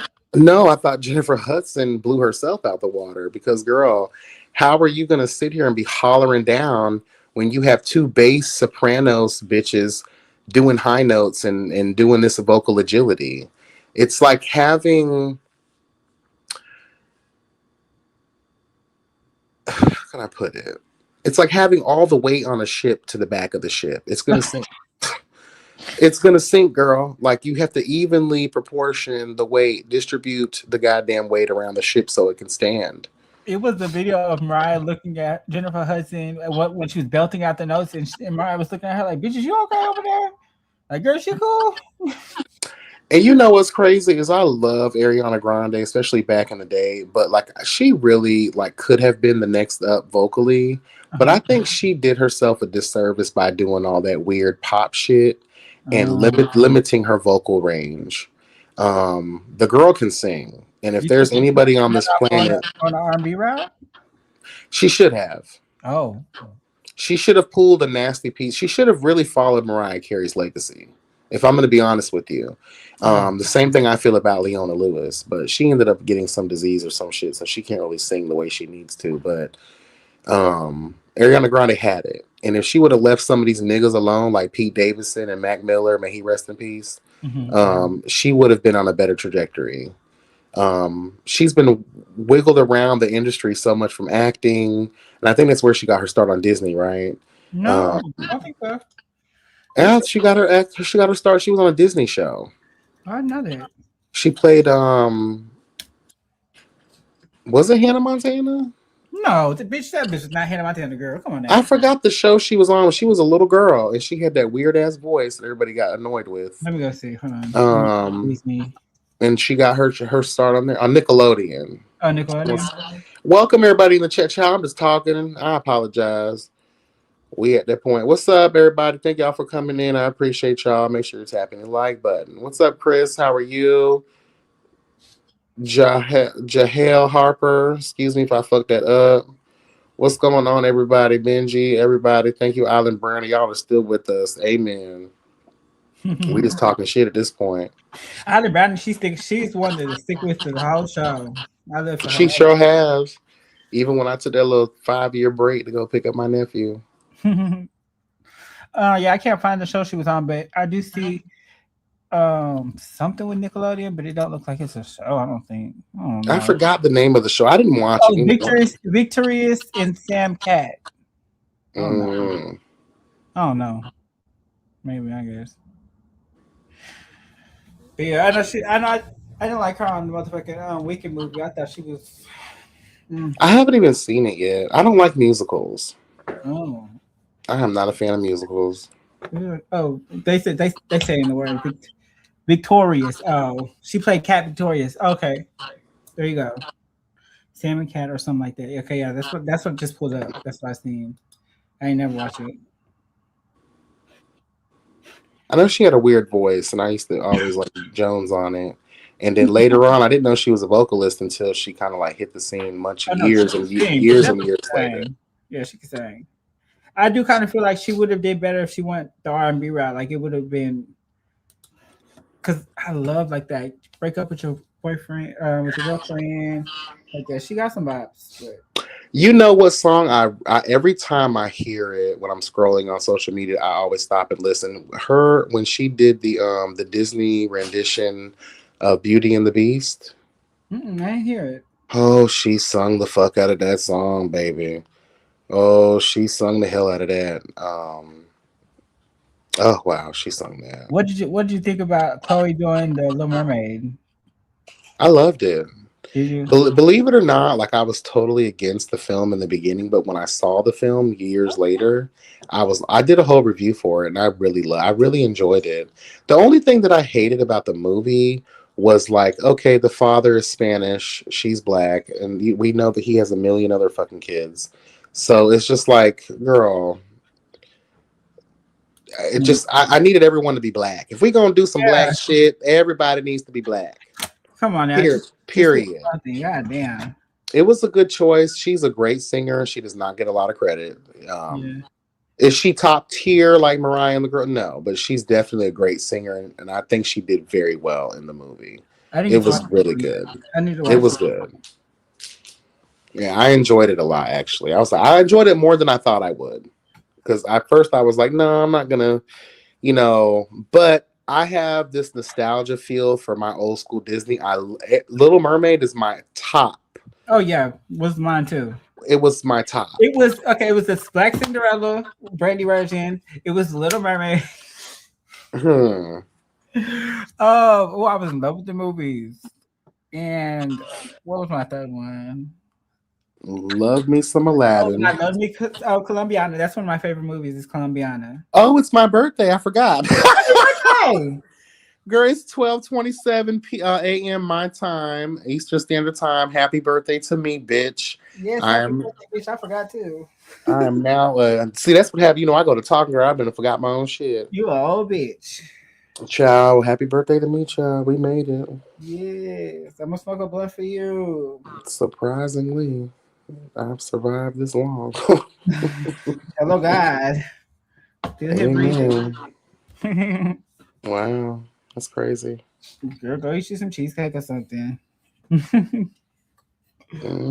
Oh, I wish I had some cheesecake right now. What were we just talking about before I interrupted? I don't remember. Oh, the Disney Oh movies. yeah, I was saying Colombiana is one of my favorite movies. Colombiana? Uh-huh. That's not a Disney movie, girl. Yeah, it's not a Disney movie, but it's one of my favorite. Oh, I love Colombiana. Yeah. Disney movie wise, it was like The Mermaid, Cinderella was Cinderella was Disney, yeah. And Mulan. I love Mulan too. Definitely Mulan fan. And it gagged me because I didn't know that Mulan was really like a gay movie, to be honest. Because girl, all it was a girl pretending to be a dude. He was trans, just the opposite direction. Mm. Little Mermaid's my top. I love Aladdin. Oh, Aladdin was good, yeah. Loved Aladdin. The genie. Damn. Toy Story? No, I wasn't. I really wasn't here for Toy Story. I never was into the whole like dolls coming to life thing. Like It was that kind of never was scary. my thing. No, I'm good. Huh? It was another toy. It was another toy movie. Toy something. Toy Soldiers. Oh, I love that movie though. I did like that movie. Aristocats. Oh, yeah, Aristocats was good. Toy Soldiers. Yeah, Soldiers when they was like the little action figures and they came to life. Girl, I'll be damned if an action figure beats my ass. That's all I gotta say. I was like, girl, y'all crazy. Even Chucky used to wear me out. Y'all gonna let this dog wear y'all out and steal your soul? Girl, please. Y'all crazy. And what was that movie with Tyra Banks, Life Size? Yeah, the Barbie. Yes, the Barbie. I love that movie too. That's Disney. I actually did. Tyra Banks is legend. Like, she might be a crazy cunt now who's being sued for a lot of money.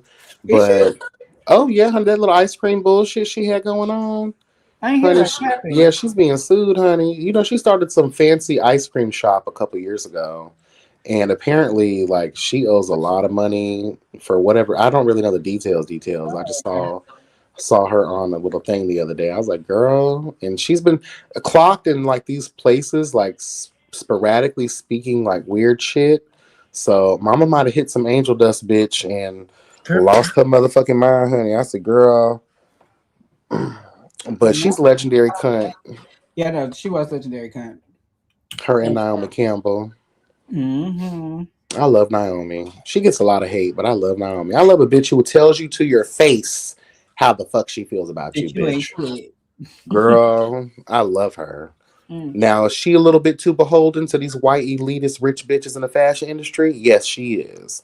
And that's why I give her critique. But other than that, I love me some Naomi Campbell. Question. So back in your American Idol days, were you a Simon Cowell fan? I love Simon Cowell. Oh, you give me that. He's the only one that I respected. Everybody else was fake. And Randy's fat ass just laughing all the time. So wait, did you watch the season that Mariah Carey was on there as a judge with her Nicki Minaj? I didn't watch the season, but I watched all the clips of her shading the fuck out of Nicki. Bitch, she was wearing Nicki low. Let me tell you. Oh. I loved every bit of it. Reading her down for filth. And reading her so classy and cunt and diva to where all the reads would basically go right over her fucking head. Like, still to this day, she will not speak on her. She'll be like, who are we talking about? She's like, who? She treats everyone like that, just like she does Jennifer Lopez. I'm about to say she does Jennifer Lopez just like that too. I forgot about that. Why did she do that? That's like condescending a little bit. Well, because Jennifer Lopez started with her years ago. And Jennifer Lopez is a pick-me-ass bitch. And when the real divas, like, no one invites Jennifer Lopez to come to Diva Night. No one's inviting Ashanti or these weird cunts who give a little yang yang yang around the house. You will never be at the table with the likes of Whitney Houston, Celine Dion, and motherfucking Mariah Carey, bitch, or even Barbara Streisand for that matter.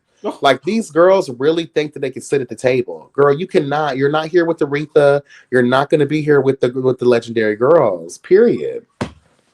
Like, it's not going to happen. And she used to get mad and project. But Jennifer Lopez, if people really paid attention to her career, they'll understand that she never wrote her own shit.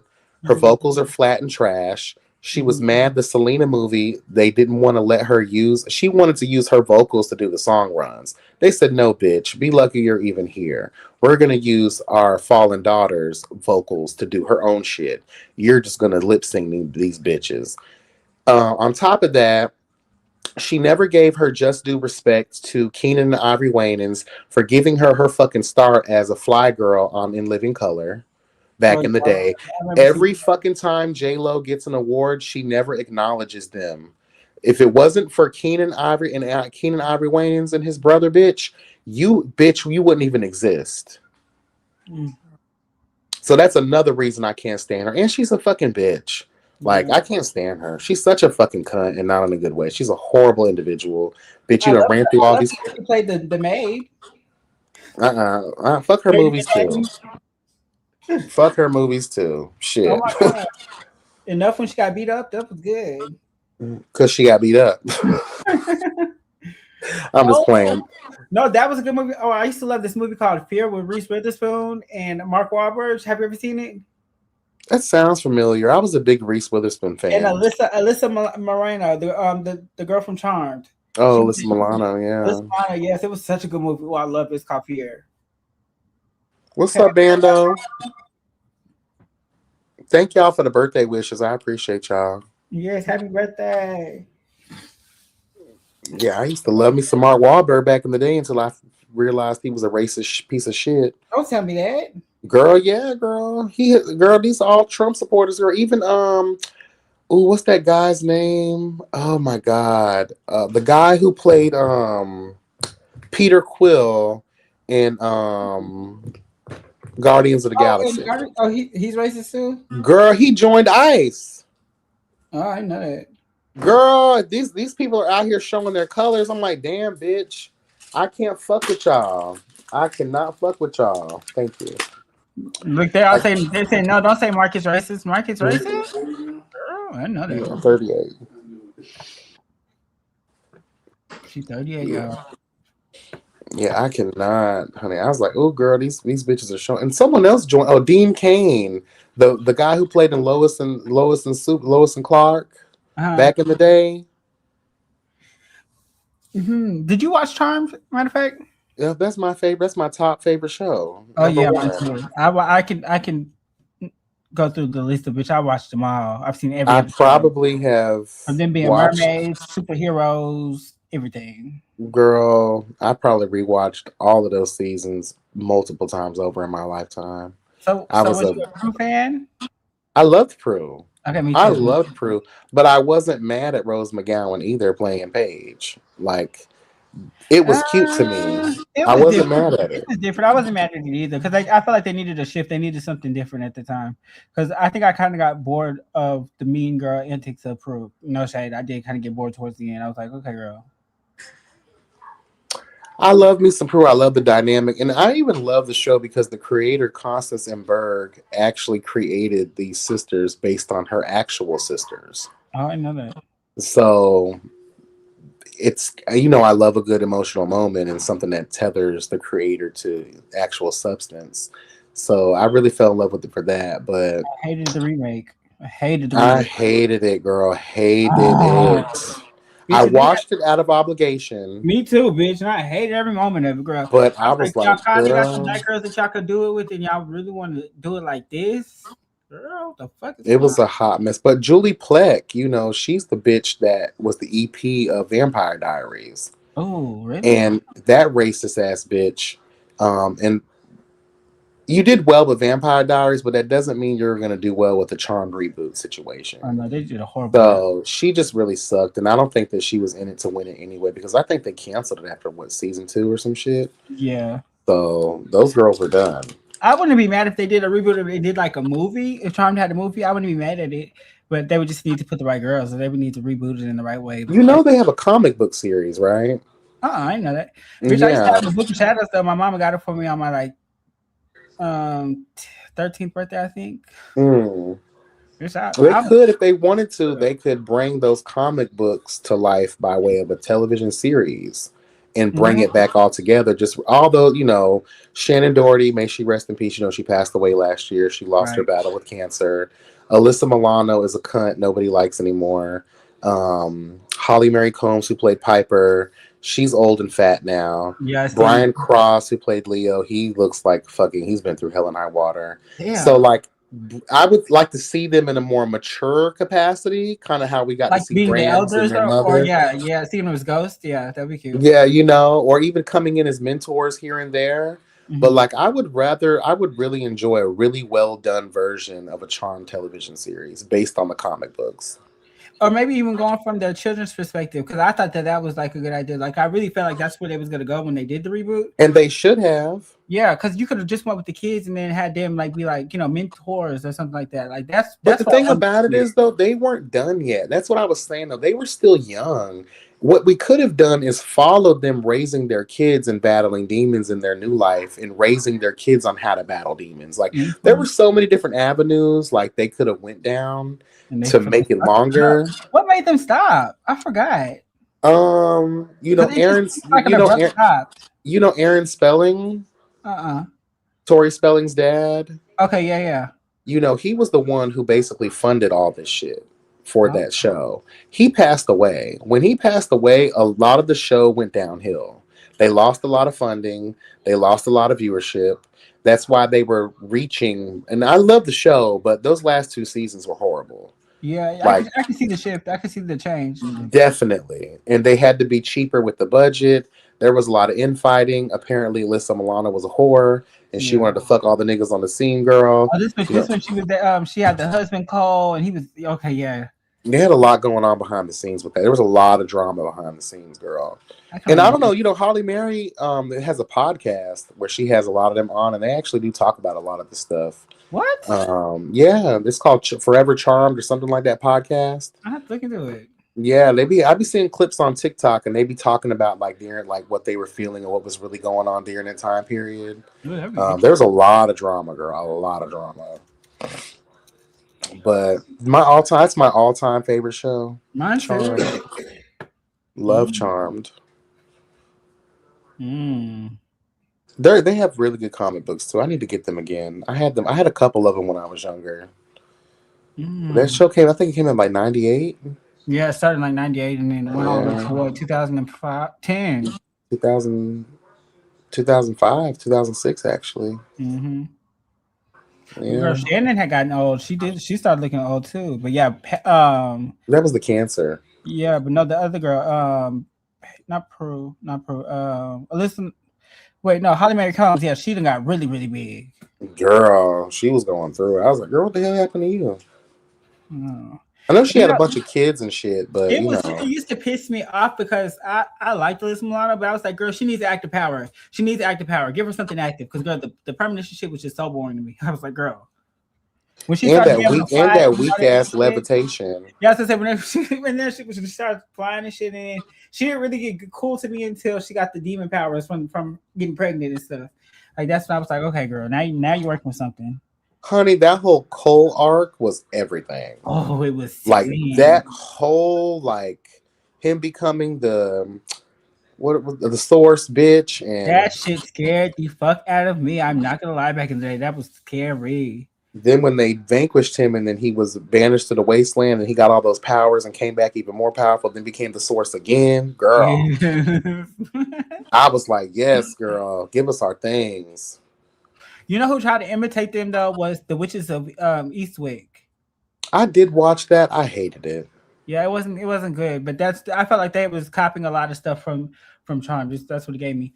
One thing I just started back watching recently is the Siren show. I'm watching the 3rd season of it. I watched the 1st season, but it left for so long I got uninterested. Yeah.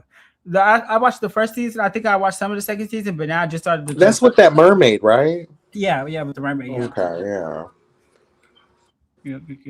Yeah, they had me locked in that 1st season, but if something takes too long, I'd be like, girl, I'm over it, girl, because now I got to go watch it all from the beginning again. Mm-hmm. That's how I am right now with Stranger Things. I'm not even trying right now because I got to go watch that whole last season again. Oh, I ain't never watched that. I'm good.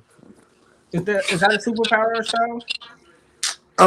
It's about this fucking alien from another dimension who's trying to take over Earth, and then you got these group of kids, and then one has a superpower, and blah blah blah. It's just Oh, okay.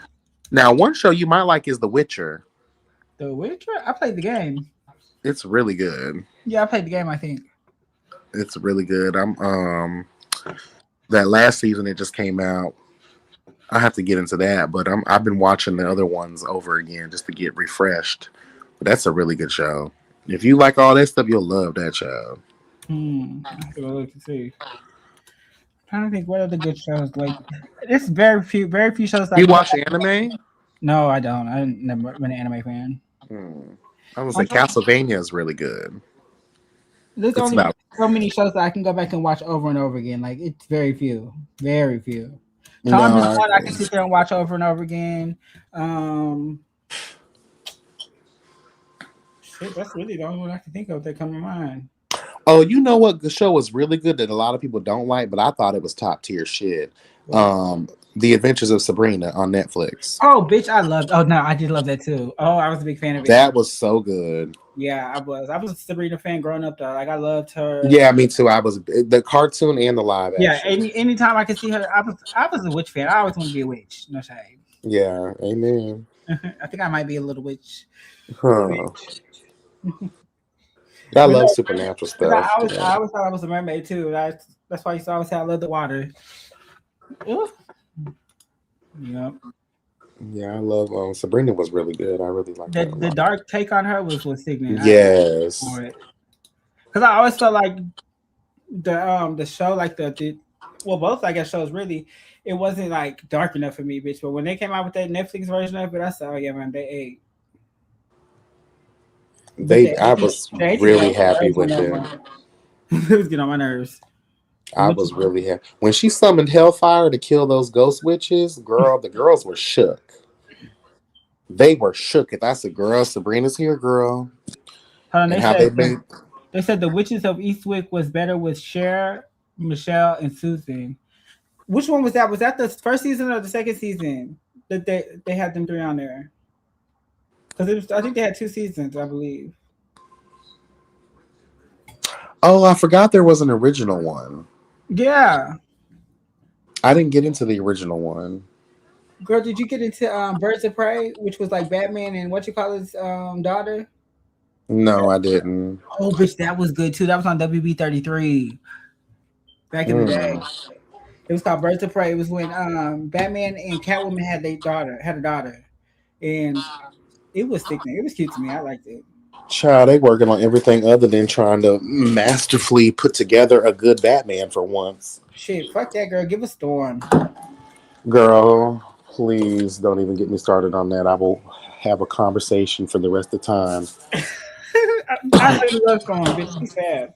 But I've never liked who they have playing her. Like I didn't even like Halle Berry playing her. No, I didn't either. They need to. I just feel like there's this. They need to do Catwoman justice. If Ryan Coogler got his shit together and, really thought about it, we appreciate the Sinners movie. We appreciate Black Panther 1 and 2. We appreciate it, girl. But let's just tell Ryan Coogler, he's the director for Black Panther. And I feel like they're trying to task him to be mostly in charge of, like, developing Black Marvel character movies, and which I think is great. But like, I would like him to do it, but we need that. It's about fucking time that we get a Storm universe, like, period. No shade, because y'all keep fucking up Jean Grey and the Phoenix, and it's pissing me off. Like, y'all can't get it right. They just can't get it right. So just stop. Well, you know what's crazy is I'm watching X-Men. I rewatched X-Men 97 on Disney Plus the other day, and I'm just like, damn, like, so they picked up where they left off with X-Men in the early 90s. So it's not a reboot. It's a continuation of where they left off. So my thing is this, and that is one of the blueprints for the comic books as well. You have all of what you need to make it happen. Why not just go based off that? Why don't you create your live versions out of what's already been published in animation and or comic books? I just don't understand why they don't do that. Well, I think that it was such a big difference between what they gave in the comic books versus what they gave on the first live version. It was nothing similar to that. I felt like they've never actually made it similar to the comics to me. I never felt like it Well, would. you need your adaptations and proper storytelling, and you have to expand. I get all that, but Yeah. like your blueprint is there, so that's why I get a little Okay. pissed off when I hear like the story is changing or you're trying to create this individual. Like people's origins have changed so much, and their Yeah. powers and their storylines have changed so much. Even with Rogue, she's a very interesting character. She only used to absorb life energy and powers from people. It wasn't until Mystique tricked her into absorbing Captain Marvel's powers that she gained the ability of strength and flight. Oh, so So it just kind of pisses me off. You have these wonderful stories where you can have a lot of these different characters collaborate with one another. Because I would love to see that storyline. Visually, that would be cute. yeah. Like, there's so many things y'all can expound on. Y'all act like y'all don't want to go there. And it's like, bitch, So like give these bitches their own time, like girl, give them their own show, their own movie or whatever. Like I feel like everybody should have their own moment, girl. Because shit. it's too many ways. It's too many like ways y'all can. Because I'm gonna be honest with you, y'all made Ant-Man 3 times, Right. bitch. For what? No one gives a fuck about that. To be honest with you, like you wasted our time. You could have been dedicating that time to a Storm or a different X-Men No, that actually was worth a damn. Mystique could get her own movie too, though, and I watch it. Exactly. Like her and Charles Xavier, they kind of touched on that in certain live actions, how they met, their origins, and the development of the character. Like I felt like Jennifer Lawrence did a pretty damn good job. Yeah. But these creators need to do better at like really getting into the things. Like even Professor Xavier, like when he married the Shehard Empire Queen in Mm-hmm. space, and they took him to space and stuff like that. Like there's so much that they can get into in live action, but Yeah. they just don't want to touch it for some reason. Because I don't give a fuck about another Spider-Man. No, I me didn't. neither. They put that energy into that horrible She-Hulk show. That was Or horrible. or I could do it. I can do it without another Iron Man, another what's called Period. Doctor Strange, bitch. All the bitch that we're tired of them. Come on, give us some of these old girls. And then y'all ain't even gonna give us the real Doctor Strange. You giving us this low-powered version. Doctor Strange in the comic books was a supreme being of a universe, bitch. Like y'all got him weak as fuck in these movies, girl. I'm over it. Yeah, y'all giving us these sorry ass Green Lanterns and these goddamn Aquamans, girl. Come on now. And then And they didn't even. They didn't even. Wolverine got a movie about how many times, bitch? They didn't even continue the story of the Justice League with the Dark Side story. Like, bitch, y'all didn't even finish anything. Black Adam and Superman were supposed to have a movie. That never happened. Like, they're not following what they need to follow. That's why I've lost all faith in this shit. I don't even care no more. I just watch stuff. If I'm interested, I'll wait until it comes out for free. I know which And, color is coming out with a game this year. who? Wolverine. He's got a new game about to drop. I'm over that too. Wolverine has so many storylines, child. I'm Nope. over But it. bitch, in this game, girl, Jean Grey's in there and she flies around. She can fly around and use. Yeah, it's called Wolverine. Um, Marvel's Wolverine gameplay trailer. Yep. Mm. Can't wait. Okay. But, Let me get off here, child. I've been out here for 3 hours. all right, girl. Bye. Happy birthday. I'll talk to I you later. appreciate you. Thank you for keeping me some company, giving us some good conversations to get into. No And I problem. look forward to tomorrow. Well, it is tomorrow technically, but I look forward to our rendezvous with the Kiki panel to get into the things, honey. Yes, God. Hello, God. Thank you, Jesus. Huh. Right. Okay. All right. Take care, boo. Have a good night. All right, y'all. I appreciate y'all for standing through Hello God, the sense of time with the doll. Um, thank you, thank you, thank you. I am about to get up out of here. Happy birthday to me. I appreciate all the birthday wishes. And I'll be catching y'all sometime later today. I would say tomorrow, but tomorrow is today, girl. Today is tomorrow. Okay. But I love y'all. Again, don't forget to get your vote on for the Starry Awards. I put the link up on my community wall. So show your love to your favorite content creators and commentators in the YouTube and web series space. We appreciate you guys so much for all of that. I love you guys. Thank you, thank you, thank you so much. And I'm going to get up out of here. Love y'all. And for those catching the replay, hit that like button. leave a comment, subscribe to the platform if you're not. Follow me on Instagram at YB Speaks. Hello, God. And yeah, until next time, guys, be blessed and never stressed. And remember that health is truly wealth. Take care. Bye.